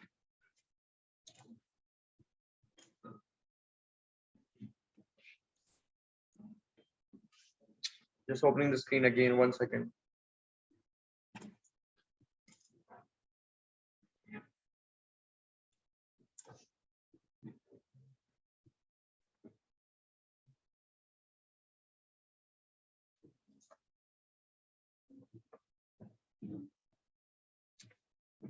Right guys, सवाल आ रहा है कि फेलियर जो हुआ है, war of independence was a failure, right? क्या एब्सेंस ऑफ लीडरशिप, मतलब lack of leadership the main reason why war of independence fail? क्या ये रीजन है या और भी रीजंस हैं? Of course there are more reasons. कि लैक ऑफ लीडरशिप से मुराद क्या है? कि Bahadur Shah two was a leader, right? Mughal emperor कौन होते हैं? लीडर होते हैं। और कौन होता है? He surrendered. Bahadur Shah II surrendered in front of British, and his 3 sons were brutally murdered and their heads were cut off. ये देखें, ये लिखा हुआ बहादुर शाह। जितने भी लीडर्स थे हमारे, रानी ऑफ झांसी थी, नाना साहेब थे, they were all killed। मतलब नाना साहेब तो escape कर गए, रानी ऑफ झांसी was killed। ठीक है, तो आपको ये बताना होगा। फिर आप बताते हैं लैक ऑफ यूनिटी है। ठीक है, nawabs were they were selfish। Nawabs क्या थे? सेल्फिश थे गाइस।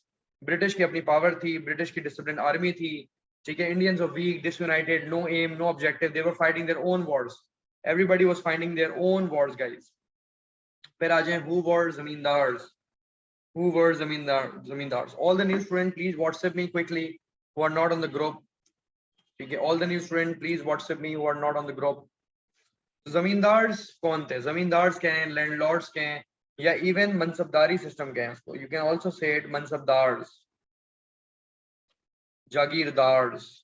मनसबदार्स क्या थे? They were allowed by Aurangzeb to collect taxes, they became corrupt.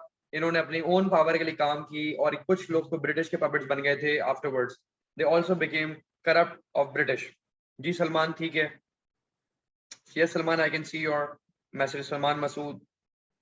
Why Robert Clive was appointed first governor general of Bengal? क्यों? क्योंकि इसने गद्दारी करवाई थी मीर सादिक से, and he killed nawab of Bengal। तो बैटल ऑफ प्लासे समझानी है इसमें। You must explain battle of Plassey here. He was very experienced। इसने बैटल बुक्सार भी लड़ी थी, बैटल बुक्सार भी। लेकिन इसमें कमांडर कौन था? Who was the commander? Hector Munro।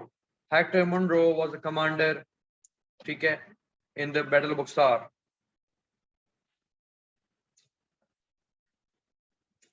अब ये बड़े मजे का सवाल है। Was infighting between Aurangzeb's successor the most important reason for breakup of the Mughal Empire, मतलब decline? अच्छा guys, कल ज्योग्राफी का सेशन भी होगा, so be there। I'll be showing you some photographs और sword based question, graphs वगैरह सारी चीजें हम इंशाल्लाह कल डिस्कस भी करेंगे। अभी हिस्ट्री को कर रहे हैं, तो by 11 o'clock we'll finish today। Do not leave the meeting। तो क्या was infighting between Aurangzeb's successors? अब औरंगजेब के सक्सेसर के बारे में आपको पता होना चाहिए कि औरंगजेब के सक्सेसर्स कौन कौन थे गाइस।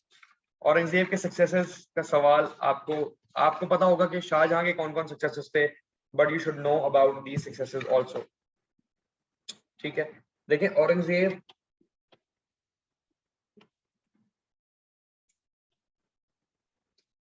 आफ्टर औरंगजेब, ठीक है, prince Muazzam became the emperor and they also fought with their brothers। Prince Muazzam ने भी अपने भाइयों को कत्ल किया, औरंगजेब ने भी अपने भाइयों को कत्ल किया था। बाप ने भी किया, वैसे ही उसके बच्चे ने भी किया। तो they have continued disunity, continued उनके बीच में इश्यूज चल रहे थे, इन फाइटिंग चल रही थी आपस में। They were all selfish, they were all fighting together for their own throne, for their own advantage. अब ये लेवल 1 देखें इसके गाइस, कि they were always fighting each other. ये देखिए, always fighting. they were disunited, risk of invasion, मतलब इतनी fighting चल रही थी। पर्शियन भी लड़ रहे थे, Nadir Shah, Maratha, there were so many people who were basically fighting with each other। तो ये वाली सारी बात। फिर इसमें क्या क्या बताना है? ऑफ कोर्स इसमें सबसे बड़ा पॉइंट है invading forces. you must explain about invading forces, mean Persians, Awans and Marathas। you must explain about these forces। You must explain about these forces, guys. You must explain about these forces. ठीक हो गया? तो ये सारा आपने decline के reason बताते हैं. आप देखें, आप लोग शुरू हो जाओ तो प्लेजर सीकिंग, वीक मिलिट्री, ये बात की बात है. आप अच्छे पॉइंट बताओ, औरंगजेब की पॉलिसीज बताओ जो फेलियर की तरफ गई. मनसबदारी सिस्टम फेल हो गया, जिजिया टैक्स कलेक्शन फेल हो गया, ये चीजें. इन्वेडिंग फोर्सेस बताओ, सक्सेशन डिस्प्यूट बताओ, ये सारी बातें, अच्छे पॉइंट यूज करेंगे आप लोग. How the name of Pakistan. अब देखिए, रहमत अली पूछा था वहां पे, ये रहमत अली की तो बात है, और किसकी है? हु वाज रहमत अली पूछा था, यहाँ पूछ लिया how was the name of Pakistan originate. तो नाउ और नेवर आया था, ये बता दें. पंजाब, अफगानिया, कश्मीर, सारी मैंने आपको बताया था. बलिस्तान हमारी शान. ठीक है, रिपीट हो गया सवाल. अच्छा, why was second round table conference unsuccessful? अच्छा, चलिए, ये तो सेकंड वाले की पूछ रहे हैं ना. This year they can ask about कि why was first round table conference successful then others. पहली राउंड टेबल कॉन्फ्रेंस ज्यादा सक्सेसफुल थी, क्यों थी? पहली की हम पहले बात करते हैं, सेकंड के तो ये है. पहली राउंड टेबल में Jinnah was there but Gandhi was not there. पहली फर्स्ट राउंड टेबल में प्रिंस ने सपोर्ट दी थी, नवाबों ने कहा वी विल सपोर्ट, और प्रोविंशियल पावर्स मिलेंगी. ब्रिटिश ने कहा कि प्रोविंशियल स्टेटस हम देंगे, प्रोविंशियल पावर्स देंगे, प्रोविंशियल सीट्स हम आपको देंगे. तो दो बातें अच्छी हैं, नवाबों ने और प्रोविंशियल स्टेटस हमें मिला. पहली वाली फिर भी बेहतर है. बाकी सारी federal form of the government का मतलब है रिजबा, provincial powers, provincial status, provincial representation. ठीक है, so that's the reason. Second round table क्यों फेल हो गई गाइस? क्योंकि इसमें लॉर्ड अरविंद पैक्ट हुआ था. Gandhi Irwin pact, Gandhi Irwin pact के ब्रिटिश ने रिक्वेस्ट की गांधी को कि we will release you from the prison, you come here and sit in the second round conference. लेकिन सेकंड राउंड कॉन्फ्रेंस में ये भाई साहब गोट लेके आए थे. क्या लेके आए थे? गोट. मैं आपको दिखाता हूँ गोट, आप खुश हो जाओगे आप लोग.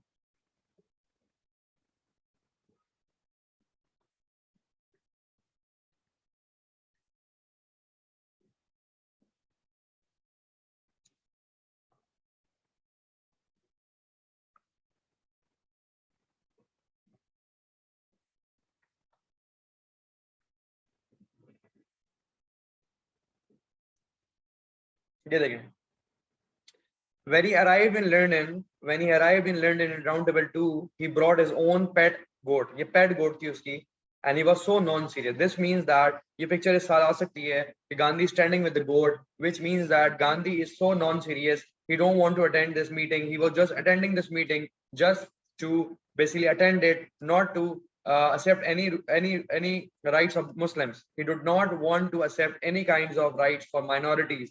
He did not support minorities in this conference. एहसान किया इन भाई साहब ने, जिन्होंने एहसान किया था कि राउंड टेबल में आए थे. And he was very rude in this conference. He was very rude. He was very stubborn. He was very non-serious. ये non-serious attitude है because he is bringing the goats, and goats are basically not allowed. आप meeting करने जा रहे हो या किसी farm house जा रहे हो? You're not going to a farm house. ठीक है? He was ignorant. He was basically non-serious. He refused to agree on the rights of Muslims. इसने मना कर दिया था. he refused, ये लिखा हुआ है, he did not accept the demands of minorities. he had a rude behavior during this round table conference. तो सेकंड वाली फेलियर है, सारी फेलियर्स हैं. एंड इसके बाद गांधी वाज अरेस्टेड. गांधी को फिर से अरेस्ट कर लिया गया. गांधी को रिलीज किया था इसके लिए, उसके बाद फिर से अरेस्ट. तो आई से कि यार गांधी की हॉबी है to go in the jail, non cooperation movement करना, और गांधी जो जेल में जाना उसको बड़ा शौक है.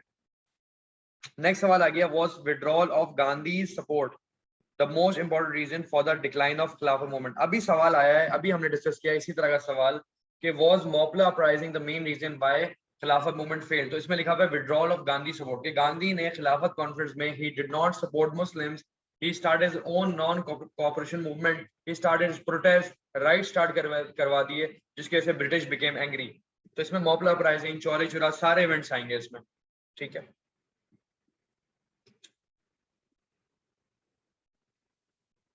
अच्छा,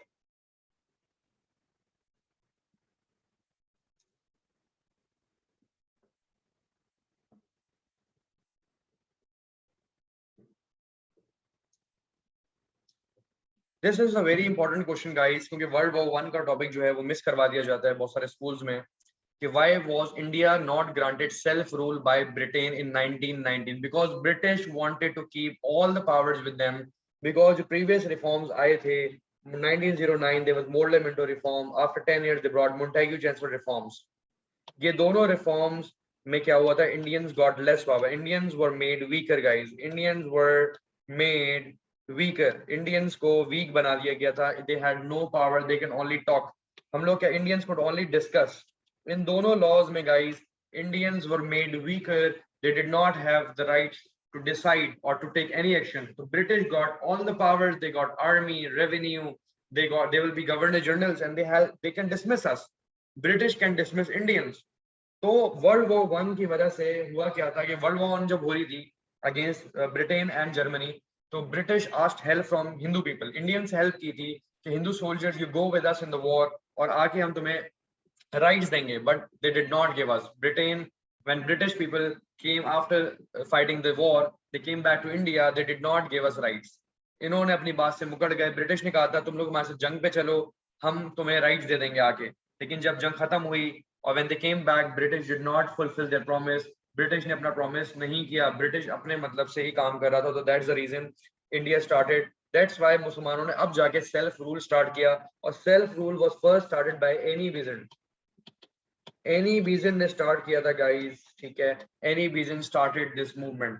All those guys who are feeling difficulty and they are unable to understand things, or they are unable to complete there, you can join my crash courses in defense, Hyderabad and Gulshan. At the moment we are starting new batches from February. We will cover entire syllabus in 2 or 3 months inshallah, with proper past papers and marking scheme in the classes, so do not miss it. Okay, we are starting new groups also online as well. We have online groups available, plus we have defense campus at DHS7 and Hyderabad and Gulshan. So you all can join if you feel like you're behind and you've not studied about 10 years of past papers. So that will that means that you are in very difficult situation. So you should do something for that. Okay, guys, which of the following had the most important effect on the Pakistan movement 1909 to 1919? सबसे, अब ये अपनी होशियारी मत दिखाइएगा यहाँ पे. हम पाकिस्तानी कौम है ना, हम होशियार हैं थोड़ा सा, हम कुछ ज्यादा ही करते हैं. हमें कोई एक मारे हम 10 मारते हैं उसको, तो हम ज्यादा करते हैं. तो इसी तरह हमें क्या करना होगा कि अगर ये 3 बातें बताई हैं तो 3 बातें ही बतानी है. क्या लिखा हुआ है? Only 3. Please do not right 4th point. इसी को एक्सप्लेन करो. मोर्ले मिंटो रिफॉर्म में 60 सीट दी गई थी इंपीरियल काउंसिल में, गाइस. 60 सीट दी गई थी सेंट्रल एग्जीक्यूटिव काउंसिल में, guys. These seats were too less and we got only powers of discuss. Reversal of Bengal partition 1911 भी एक इंपॉर्टेंट इशू है, क्योंकि इसमें लॉर्ड हार्डिंग ने रिवर्स कर दी थी Bengal partition, because swadeshi movement was going on at the time. Lord Minto पे असैसिनेशन अटेम्प्ट हुआ था and king George V was arriving as well. तो ये भी आप एक्सप्लेन करोगे. लखनऊ पैक्ट, मेरे हिसाब से इन सब में सबसे इंपॉर्टेंट लखनऊ पैक्ट है, क्योंकि इसमें जिन्ना थे. This is the first achievement of Jinnah, that he basically at that time he was in Congress and Muslim League both. He tried to clear the differences between Muslims and Hindus, and he had a common demand. तो मुसलमानों की first time मुसलमान और हिंदू एक ही page पे आ गए. They had common demands like separate electorates and there should be more seats and all these सारी बातें आ गई थी. जी guys, all those who are interested in my coachings in defense, Gulshan and Hyderabad, you can always message me and I will add you in my class. ठीक है, तो ये सारी चीज आपको एक्सप्लेन करनी है, guys. Who was Lakshmibai? Lakshmibai को रानी ऑफ झांसी भी कहते हैं. रानी मींस क्वीन या प्रिंसेस ऑफ झांसी. ब्रिटिश को क्या मसला था रानी ऑफ झांसी से? क्योंकि इसका लैंड ले लिया था डॉक्ट्रिन ऑफ लैप्स की वजह से. British, she did not have a son. She basically, her lands were taken by British and she was killed by British. British ने इनको किल कर दिया था. Why did Sayyid Ahmed Brelvi call for jihad movement? क्योंकि Sikh ruler जो रंजीत सिंह था, Ranjit Singh band अजान, पर्दा. रंजीत सिंह ने पंजाब में मुसलमानों पर जुल्म कर रहा था. He oppressed Muslim guys. ठीक है, he oppressed. तो रंजीत सिंह के खिलाफ इन्होंने लड़ाई की. बैटल ऑफ ओकारा इन हजरोड में he was victorious and in battle of Balakot Ranjit Singh killed him. Syed Barelvi को किल कर दिया गया. तो ये आपको एक्सप्लेन करना है. Next question 2C. Was British expansion in India the most important reason for the decline of Mughal Empire? क्या British expansion, ये बड़ा अच्छा सवाल है, बड़ा प्यारा सवाल है. देखें, अब नहीं आ रहा weak military was the most important reason, pleasure seeking the most. No, क्या बोल रहे हैं British? British expansion India the most important for decline of Mughal empire. क्या ब्रिटिश एक्सपेंशन जो हुआ है, क्या गेम करी है ब्रिटिश ने आपके साथ, ये देखें। ब्रिटिश एक्सपेंशन का पूछ रहे हैं कि जो ब्रिटिश एक्सपेंशन हुआ क्या ये रीजन है ब्रिटिश एक्सपेंशन। और ब्रिटिश एक्सपेंशन कब हुआ गाइस? सिंस 1600 आपको बताना है कि ईआईसी ने स्टार्ट की, एंड ईआईसी ने बाद में बैटल ऑफ प्लासे लड़ी, ठीक है, प्लासे लड़ी, बक्सर लड़ा। You must mention these battle also. Examiner आपसे बैटल ऑफ प्लासे बक्सर भी पूछ रहा है और डिक्लाइन के रीजंस भी पूछ रहा है। देखें ब्रिटिश एक्सपेंशन सबसे पहले ईआईसी ने जो एक्सपेंशन की, और क्योंकि जब वॉरेन हेस्टिंग भी आया तो हमारा जो मुगल एम्पायर है शाह आलम टू ने सरेंडर कर दिया था। तो ये तकरीबन आपको 1750 से लेकर 1784 तक की कहानी भी सुनानी है आपको। इस सवाल में आपको 1750 से बैटल ऑफ प्लासे, बुक्सार, बंगाल को एक्सप्लॉइट किया, regulating act, Pitt's India act, ये सारी बातें बतानी होंगी। Delhi was conquered by British and Mughal empire Shah Alam two surrendered, ये सारी बातें आपको मेंशन करनी होंगी। नहीं समझ में आ रहा, come to my campus, I will teach you, ठीक है। अब what was communal award? Award हर खुशी का दिन होता है, जब अवार्ड मिलता है आप लोगों को तो ऐसे बलून्स उड़ रहे होते हैं, खुशी का दिन होता है ना। Award is like something to celebrate, this is something good to celebrate, ठीक है। सेलिब्रेशन हुई है। सेलिब्रेशन क्या हुई है कि आप सबने मैकडोनल्ड बर्गर तो खाया है, मैक क्रिस्पी और या मैक चिकन, कौन सा पसंद है आप लोगों को, मैक चिकन या मैक क्रिस्पी? जी गाइस, मैक क्रिस्पी, अच्छा, क्या फर्क है? क्वार्टर पाउंडर खाते हैं आप लोग मैकडोनल्ड। तो मैकडोनल्ड, एक थे हमारे ब्रिटिश प्राइम मिनिस्टर थे मैकडोनल्ड, राम से मैकडोनल्ड थे, उन्होंने कहा था यार हमने मैकडोनल्ड खोलनी है इंडिया में, इंडिया में मैकडोनल्ड खोलना है हमें, यहाँ पे हम जो है ना मैकडोनल्ड खोलने वाले हैं, तो क्यों ना हम जो है बेसिकली इनके हम दोस्त बन जाएं। क्योंकि मैकडोनल्ड जब भी फेमस होगा पाकिस्तान में जब आप जो है बेसिकली दोस्ती करेंगे इंडियन से। तो he wanted to make friends, he wanted to be friends with Indians. तो मैकडोनल्ड बर्गर वाली बात तो मैं मजाक कर रहा हूँ गाइस, इसका नाम ही मैकडोनल्ड है, राम से McDonald, and he call it के फ्रेंड ऑफ इंडिया। कहता था मैं फ्रेंड ऑफ इंडियंस हूँ, I am a friend of Indians. क्या बात है कि देखिए ब्रिटिश में सारे ब्रिटिश बुरे नहीं है, सारे मुसलमान बुरे नहीं है, सारे हिंदूज बुरे नहीं होते, सारे इंसान तो बुरे नहीं होते ना। तो ब्रिटिश गवर्नमेंट में प्राइम मिनिस्टर हैं राम से मैकडोनल्ड, इन्होंने कहा after the second round table conference कि हम मुसलमानों को सेपरेट इलेक्टेड ग्रांट कर रहे हैं। क्या बात है, वेरी गुड, ये ग्रांट कर दिया, मतलब लॉ बना दिया, खुशी का दिन है। सेपरेट इलेक्शंस होंगे, मुसलमानों के हिंदूज के अलग अलग इलेक्शंस होंगे, कितनी बड़ी बात है गाइस, सो गुड। तो यहाँ से गांधी ने खैर प्रोटेस्ट किया था, कह रहा मैं भूख हड़ताल करूंगा, फास्टिंग। ये देखिए फास्टिंग को क्या बोलेंगे, भूख हड़ताल। फास्टिंग करी थी भाई, फास्टिंग आप करो, हमारा क्या जा रहा है, अच्छा है अनाज बचेगा थोड़ा सा, सही नहीं है। Explain how British reacted to Hindu led protest against partition of Bengal. मेरा फेवरेट टॉपिक है ये, बड़े मजेदार टॉपिक है ये, कि ब्रिटिश ने क्या रिएक्शन किया था। मुझे बताएं, हिंदूज ने अपोज की थी बंगाल पार्टीशन, दे स्टार्टेड स्वदेशी मूवमेंट जिसमें उन्होंने नॉन कोऑपरेशन मूवमेंट स्टार्ट की थी, दे वर बर्निंग द ब्रिटिश क्लॉथ। जब ब्रिटिश क्लॉथ को आप आग लगाओगे, ब्रिटिश ट्रेड को डैमेज करोगे, तो ब्रिटिश जो अब्बू जी हैं, क्या अब्बू जी आपको छोड़ेंगे? नहीं छोड़ेंगे। ब्रिटिश ने सबसे पहले न्यूज़पेपर पे पाबंदी लगाई जिसको कहते हैं press act. British brought Press Act in 1908 and they basically arrested Tilak. Tilak को arrested कर दिया। Tilak was a newspaper editor कि you cannot talk against British. British के अगेंस्ट आप बात नहीं कर सकते किसी भी न्यूज़पेपर में, किसी भी बैनर पे, किसी भी पैम्फलेट पे। उसी वक्त मीडिया जो था, मीडिया को मतलब प्रेस मीडिया जो होता है, प्रेस वो अखबारात होते हैं, प्रेस क्या होता है, पैम्फलेट्स होती हैं, बैनर्स। तो ये जो भी बात करेगा, तो ब्रिटिश ने बड़ा ये ट्रीटमेंट की और ब्रिटिश ने फिर मॉडल रिफॉर्म लाया, ठीक है। फिर से आ गया वही 37 वाला, was introduction of Wardha scheme. Wardha scheme क्या है? Basically it was a education scheme, Hindu education scheme है। गांधी लेके आया था कि हिंदुओं को वो कॉटन स्पिनिंग एंड वीविंग सिखा रहा था मैन्युअली। तो he was teaching how to weave and spin the cotton, and he wanted कि इंडियंस भी कॉटन का काम करें, ट्रेड में आए, तो सारी चीजें। तो क्या यही काम हुआ था या और भी हुआ था? उसमें वही वंदे मातरम आ जाएगा, वर्धा स्कीम आएगा, विद्या मंदिर स्कीम आ जाएगा, डे ऑफ डिलीवरेंस तक लिखना है आपको, डे ऑफ डिलीवरेंस तक, डे ऑफ डिलीवरेंस डॉट, यहां तक लिखना है आपको, डे ऑफ डिलीवरेंस तक आपको सब लिखना है।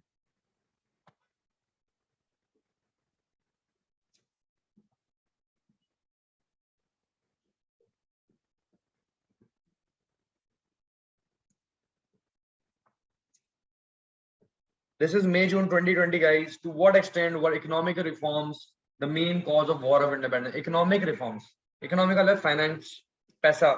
Economic reforms किस हद तक War of Independence की causes बने, reason बना. Economic का मतलब है कि British impose high taxes. British ने high taxes impose किए थे. Less या low salaries थी. British got low salaries, guys, and less opportunities to Indians. British ने हमें economical crisis में डाला हुआ था. We had less salary या low salaries थी हमारी और less opportunities थी इंडिया में. हमें inferior समझा हुआ था, तो economical opportunities हमारे पास नहीं थे. उस पे taxes भी बहुत ज्यादा थे, ब्रिटिश के बहुत ज्यादा taxes पे. इन्होंने क्या क्या एक्सप्लेन किया वो भी देख लें. हाई टैक्सेशन ये आ गया, देखें हाई टैक्सेशन, लो सैलरीज थी ये आ गया. ठीक है, इन्होंने एडमिनिस्ट्रेशन वगैरह कर ली, सिंध को ले लिया और एक्सपोर्ट वगैरह करते थे for their own purpose. Economically British strong थे क्योंकि वो कॉटन को एक्सपोर्ट करते थे, वो खुद कमा रहे थे. They were making wealth.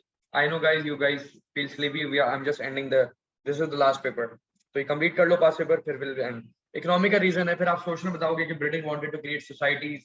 ठीक है, डॉक्ट्रिन ऑफ लैब्स बता दोगे कि if there is no male heir British would take the land. अगर कोई लड़का नहीं होगा तो डॉक्ट्रिन ऑफ लैब्स इंपोज हो जाएगा और उसका लैंड ले लिया जाएगा. कौन कौन से लैंड लिए थे ब्रिटिश ने? सतारा,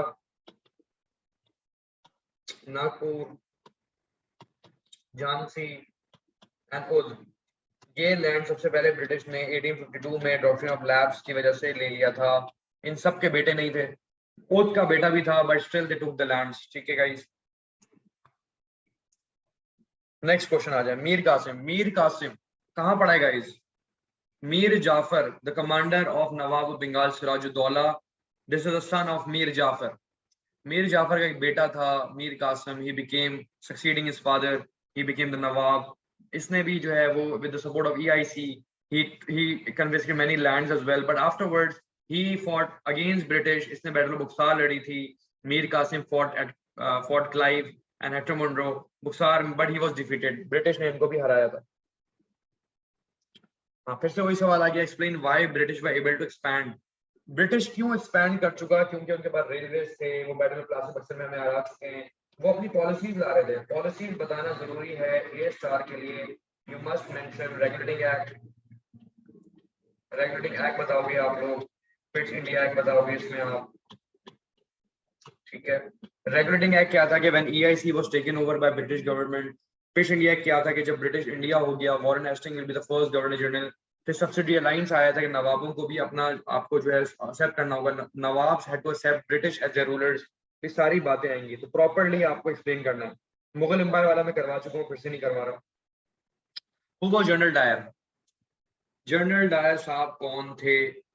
general Dyer was the he belonged to a British army and he shot innocent Muslims in Amritsar. Amritsar में एक पीसफुल क्राउड था, उस पे इन्होंने शूटिंग की थी and he killed around 1200 people were injured and killed. 1200 लोगों को, मुसलमानों को, हिंदुओं को, ब्रिटिश को इन्होंने किल किया था. एंड इसके खिलाफ अब ये सवाल है ना General Dyer. Next time they can give you what was Hunter committee. Hunter beef नहीं, हंटर कमेटी. लेकिन आज की what was Hunter committee. Hunter committee का मतलब है गाइस कि it was an investigation company, investigation committee थी हमारी, जिसमें जनरल डायर को देखा गया कि if he has done a great job और नॉट, या he will be answering to the British government. तो ही वाज आंसरेबल और इसको जो है ही did not receive any kind of punishment. इसको कोई भी पनिशमेंट नहीं मिली और he was made an hero. इसको हीरो बना दिया गया था. तो ये एक इन्वेस्टिगेशन कंपनी थी या कमेटी थी, वो आप कह सकते हो. एक्सप्लेन व्हाई खिलाफत मूवमेंट एंडेड. ऑफ कोर्स वही चीजें आपने ही बताना है. चौरी चौरा इवेंट बताना है. अब हजरत मूवमेंट फेल हो गई, केमाल अतातुर्क ने एंड कर दी, गांधी बेट्रेल, ये सारे रीजन ये मैं करवा चुका हूँ अभी आपसे. अभी सवाल लेकिन ये वाला कितना मुश्किल सवाल है. How successful was the 1905 partition of Bengal. कह रहे हैं 1905 जो बंगाल पार्टीशन हुआ है ये कितना कामयाब रहा, कितना कामयाब. इसमें सक्सेसेस और फेलियर लिखा है. सक्सेसेस एंड फेलियर्स दोनों बताने हैं. तकरीबन 3 सक्सेस बता दो, 3 फेलियर्स बता दो. सक्सेस फेलियर्स आपको दोनों बताने हैं. सक्सेस क्या है देखें, लार्जेस्ट प्रोविंस था, उसको इजीली उन्होंने पार्टीशन कर दिया. Very good. गवर्नमेंट एफिशिएंट हो जाएगी. ठीक है, रिलीजन अलग अलग हो जाएंगे. हिंदू अलग चले जाएंगे. वेस्ट बंगाल में हिंदू चले गए थे, ईस्ट बंगाल में मुसलमान चले गए थे. ठीक है. फेलियर्स क्या है गाइस? फेलियर्स ये हैं कि रिवर्सल हो गया था, बंगाल पार्टीशन वाज रिवर्स्ड इन 1911। ये फेलियर है गाइस कि बंगाल पार्टीशन से मुसलमान खुश थे, but when Lord Hardinge reversed the partition, Muslims were not happy with that because they have to again basically have that treatment, harsh treatment from, they will get the harsh treatment from the Hindu landlords कि Hindu landlord फिर से जुल्म करेंगे, Muslim will be again treated harshly, तो उन पे जुल्म होगा। तो मुसलमान बड़े परेशान थे कि हम तो अलग खुश होने में सही। तो reversal is a failure guys, reversal failure है कि हम खुश थे, Muslims were very happy with the partition, जब रिवर्सल हुआ तो we were not happy. Day of deliverance मैंने बता दिया था कि व्हेन कांग्रेस रिजाइन इन 1939, जब कांग्रेस ने रिजाइन करा because of world war 2, because of world war 2 Congress resigned, क्योंकि Gandhi was told by British कि you have to go in the war with us. तो गांधी ने कहा no I will not go, Gandhi ने मना कर दिया, गांधी ने रिफ्यूज कर दिया। तो गांधी ने जो है रिफ्यूज कर दिया। और जिन्ना ने कहा कि हम इसको सेलिब्रेट करेंगे, जिन्ना ने इसको कहा था डे ऑफ डिलीवरेंस, सेलिब्रेशन का दिन है, डिलीवरेंस का डे है, सेलिब्रेशन का है। अब आपको पता है गाइस, ब्रिटिश हर 10 साल में, 7 साल में, 8 साल में लॉ लाता था। गवर्नमेंट इंडिया एक्ट समझने से पहले एक चीज आप समझ लो, 1909 में फर्स्ट हमारा मॉडलेमेंटो आया था। आफ्टर 10 इयर्स ब्रिटिश ने 1919 मोंटेग्यू चेम्सफोर्ड रिफॉर्म लाए थे। फिर ब्रिटिश 1927 में आए सैमन कमीशन, वो भी फेल हो गया। फिर 1935 में गवर्नमेंट इंडिया एक्ट आया, ठीक है। उसके बाद हमारा जो है वो ये ब्रिटिश गवर्नमेंट के एक्ट्स हैं। These are the acts of British government. British ये एक्ट्स लाए, ये सारे फेलियर, इन सब में मुसलमानों को राइट, इंडियंस को लेस पार्ट दिया गया, लेस रोल दिया गया। Muslim did not have a good say, Muslim did not have a good role, they were made weaker. आपको पता है कि जितने भी पिछले लॉज थे उसमें सिर्फ 2% वोटिंग राइट्स दिए थे, इस वाले में इन्होंने 25% वोटिंग राइट दिए कि सिर्फ इंडियंस 25% जो है ना वो इलेक्शन में हिस्सा ले सकते हैं, विच इज रॉन्ग। इसमें भी इंडियंस को वीक बनाया गया था गवर्नमेंट इंडिया एक्ट में, Indians were made weaker. And British के पास सारी पावर्स होंगी, British got all the powers, all the powers, so they can dismiss us, they can decide whatever they want, police, revenue, military, all the special matters, all the reserve subjects are with them। तो सारी चीजें इनके पास है guys, everything is with them।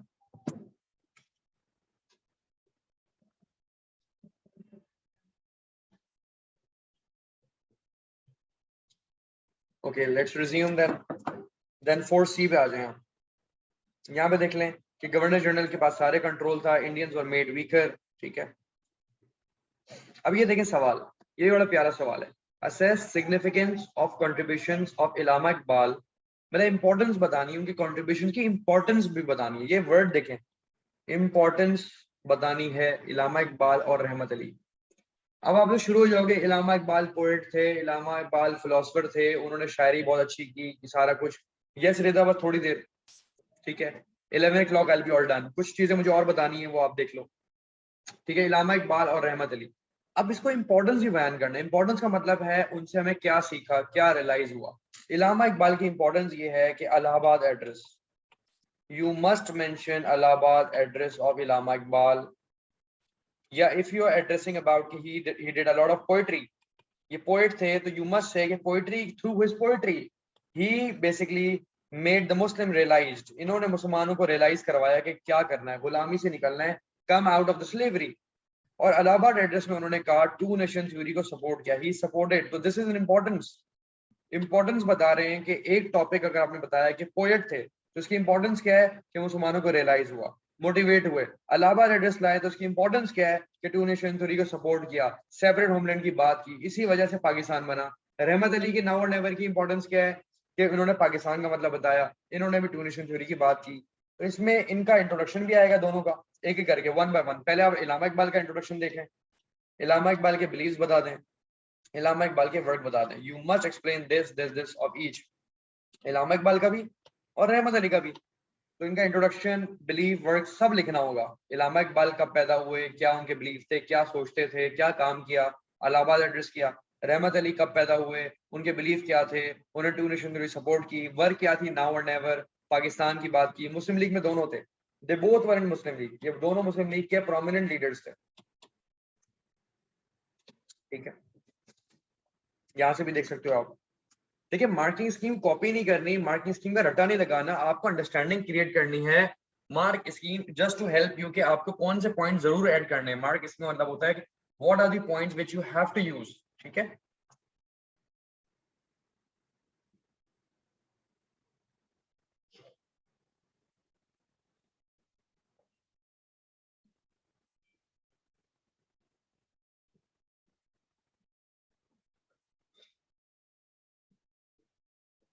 okay guys, describe the achievements of Ranjit Singh.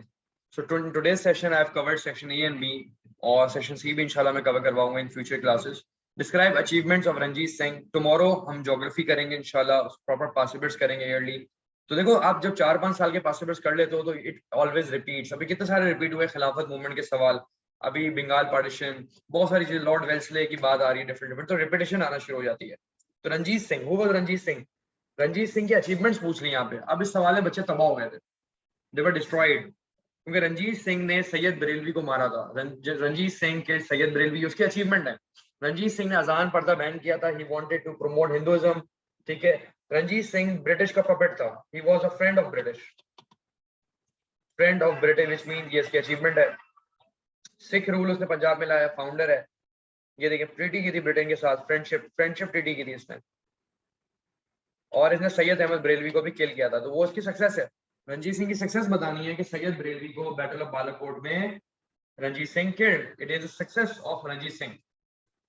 Y Muhammad Ali Jinnah chose Urdu language as अब ये बात सुनिएगा मेरी, उर्दू लैंग्वेज क्यों हमने चुनी? नंबर 1 यूनिटी के लिए। सबसे पहला पॉइंट है, जिन्ना ने कहा था कि यूनिटी चाहिए मुझे, यूनिटी। सिंधी बलूची से बात करे उर्दू में करे, पंजाबी पख्तून से बात करे उर्दू में करे, एक लैंग्वेज ऐसी हो ताकि यूनिटी हो सके। जिन्होंने कहा यूनिटी होगी। नंबर 2, ये मुगल्स के दौर से बोली जा रही है, तकरीबन 13th सेंचुरी से बोली जा रही है लैंग्वेज, और ये language is made up of Arabic also. तो अरेबिक तो हमारी होली लैंग्वेज है, ठीक है, तो अरेबिक लैंग्वेज से ज्यादा है। फिर हमारी रिच लिटरेरी बैकग्राउंड है, we have rich literature background, literary background कहलाएंगे। इसमें मीर तकी मीर, गालिब, हसरत मोहानी, शिबली नुमानी, ठीक है। फिर टू ससम खान की बात बताएं, टू नेशन थ्योरी है, इलामा इकबाल बड़ा नाम है, उन्होंने काम किया। तो यू हैव टू से कि यही सारे रीजंस हैं जिसकी वजह से जिन्होंने उर्दू लैंग्वेज को सपोर्ट किया। और ये बेसिकली क्योंकि पर्शियन अरबिक से बनी हुई है, तो ये हमारी जो है ना हिस्टोरिकल लैंग्वेज है, ये सारी चीजें संस्कृत से बनी हुई है। अब वही सवाल आ गया, the work of Shah Wali Allah was the main factor contributing to the spread of इस्लाम।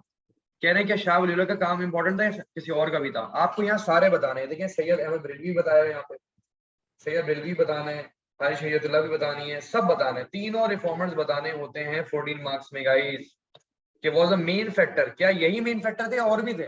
भाई और भी हैं, तीनों को बताने हैं आपको, तीनों के फैक्टर्स बताने हैं सवाल में। आप सबसे पहले शाह वली अल्लाह बताएंगे, इनका इंट्रोडक्शन, बिलीफ, इंट्रो बताएंगे, बिलीव बताएंगे, एंड वर्क बताएंगे, ठीक है, नंबर 1। नंबर 2, हाजी शरीयतुल्लाह का भी same introduction, work and belief बताएंगे। नंबर 3, सैयद अहमद बरेलवी का भी इंट्रोडक्शन, बिलीफ और वर्क बताएंगे। सबका बताना है। ये तकरीबन 3 पेजेस पे इसकी लेंथ जाएगी, ऑटोमेटिकली सी बात है, इतने बड़े रिफॉर्मर्स आप एक्सप्लेन कर रहे हो, प्रॉपर बताना है। Shah Waliullah 1 page, Haris Shariatullah 1 page, Syed Barelvi 1 page, आप 3 पेजेस पे लेंथ लेके जाओ उसको, क्योंकि इतना बड़ा सवाल है। अगर आपने चूज किया है तो your length should be very good. ठीक हो गया गाइस, माशाल्लाह गोइंग गुड टुडे। फिर आज describe what happened in Allahabad. अभी बताया मैंने, इलामा इकबाल ने इलाहाबाद एड्रेस। तो हु वाज इलामा इकबाल या व्हाट वाज इलाहाबाद एड्रेस? के उन्होंने कहा था कि he would like to see, Allama Iqbal के हिस्टोरिकल वर्ड्स हैं कि he would like to see Sindh, Punjab, Balochistan, Bengal within the British empire, outside. उन्होंने कहा था सेपरेट होमलैंड की बात करनी है। टू नेशन थ्योरी को इन्होंने सपोर्ट किया था। सबसे पहले मुस्लिम लीग में सबसे पहले किसने सपोर्ट किया था? इलामा इकबाल ने टू नेशन थ्योरी को सपोर्ट किया था, सर सैयद अहमद खान की, याद रखिएगा। सबसे पहले इलामा इकबाल को क्रेडिट जाता है, उसके बाद रहमत अली हैं, उसके बाद जिन्ना ने पहले टू नेशन थ्योरी को सपोर्ट नहीं किया था। ही वांटेड के आस्ता आस्ता हमें राइट्स मिलेंगे, हम इलेक्शन लड़ेंगे, सेपरेट इलेक्टोरेट मिलेंगी, हमें सीट्स मिलेंगी, हमें 1/3 सीट्स मिलेंगी। तो वो राइट्स मांगते थे, उस वक्त वो कंट्री नहीं मांगते थे, अंटिल 1940 में जाके जिन्ना को अंडरस्टैंड हुआ, जब हम इलेक्शन हार गए थे 1937 में, देन ही रियलाइज कि यार पाकिस्तान बनाना चाहिए। पाकिस्तान के सिवा और कोई चारा नहीं है। Why Muslim League was form? Muslim League सबसे पहले क्यों बनी थी? Because of Shimla deputation 1906, because of Indian National Congress, because of Bengal partition. आप लोग शुरू हो जाते हो मुसलमानों के राइट्स, मुसलमानों के राइट्स, मुसलमानों के राइट्स। अनबिलीवेबल यार, unbelievable, no quality. Shimla deputation, Indian National Congress, Bengal partition guys, Bengal partition. और रीजन क्या है? British was now supporting Muslim. British अब मुसलमानों को सपोर्ट कर रहा था क्योंकि हिंदुओं से नाराज था ब्रिटिश, क्योंकि स्वदेशी मूवमेंट चल रही थी। तो British were more closer to Muslims at the time, they were friends of Muslims. तो ब्रिटिश बहुत सपोर्ट कर रहा था। They let us make our own political party called Muslim League. और किसने बनाई थी? यू मस्ट से नवाब विकार उल मुल्क। डू नॉट से जिना, हर चीज जिना का नाम मत लिया करें। ये नवाब विकार उल मुल्क ने चेयर की थी मीटिंग, तो इनको फाउंडर भी हम कह सकते हैं। नवाब विकार मुल्क chaired the meeting and he stated that कि मुस्लिम लीग बनेगी। प्लीज डू नॉट राइट कि मुसलमान मुसलमान मुसलमान मुस्लिम के व्यूज। आप क्वालिटी लिखें यार। क्या लिखा हुआ है इतना बड़ा शिमला डेपुटेशन? क्या लिखा हुआ है? हिंदू ग्रुप, मतलब कांग्रेस। अब आ जाए, अब सीआई एग्जामिनर ने क्या किया आजकल कि वो टू व्हाट एक्सटेंड वाले सवाल दे रहा है। एग्जामिनर क्या कर रहा है? टू व्हाट एक्सटेंड करके दे रहा है। हालांकि ये ज्योग्राफी में आता है टू व्हाट एक्सटेंड करके। दे हैव चेंज, ये 2 साल से मैं देख रहा हूँ कि इन्होंने सवाल को चेंज कर दिया। To what extent were the outcomes of war of independence beneficial for India? कि किस हद तक, टू व्हाट एक्सटेंट को बोलते हैं उर्दू में कि किस हद तक, उर्दू में कहते हैं टू, किस हद तक ये हमारे लिए बेनिफिशियल था। इसकी इंपॉर्टेंस पूछ रहे हैं, इसके इफेक्ट्स की बात कर रहे हैं कि वॉर इंडिपेंडेंस के बाद क्या हुआ, इसकी कॉन्सिक्वेंसेस की बात कर रहे हैं। तो मिलते जुलते नामों से धोखा नहीं खाइएगा आप लोग। देखिएगा, इन्होंने कहा है कि बच्चों को चाहिए, क्योंकि इन्होंने लाए प्रोक्लेमेशन एक्ट। इन्होंने पॉइंट्स दे दिए थे बट इन्होंने बताया ही नहीं है प्रोक्लेमेशन एक्ट। लॉर्ड कैनिंग ने 1858 में प्रोक्लेमेशन एक्ट लाया था, जिसमें डॉक्ट्रिन ऑफ लैब्स एबॉलिश कर दिया कि हम और एक्सपेंशन नहीं करेंगे। ईस्ट इंडिया कंपनी भी खत्म हो गई, ठीक है। इरिगेशन सिस्टम वगैरह लिया है, फार्मर्स को बड़ा प्रमोट किया, रेलवे नेटवर्क आ गई। इन्होंने कहा हम इंडियन सिविल सर्विस में जॉब्स देंगे, हम इंडियंस को जॉब्स देंगे, ठीक है। हम किसी भी रिलीजन में इंटरफेयर नहीं करेंगे, ठीक है। तो ये सारी चीज, तो ये वाले पॉइंट्स होने चाहिए आपके। मुगल एम्पायर खत्म हो गया क्योंकि बहादुर शाह 2 का जो लाल किला था वो ब्रिटिश ने अपना एम्पायर, अपना जो उन्होंने अपना बेसिकली प्रेस्टिज समझ लिया उसको, या उस पर उन्होंने टेक ओवर कर लिया। नवाब वगैरह की पावर खत्म हो गई, ट्रेड बड़ा अच्छा चल रहा था। तो ये सारी बातें आपको लिखनी है।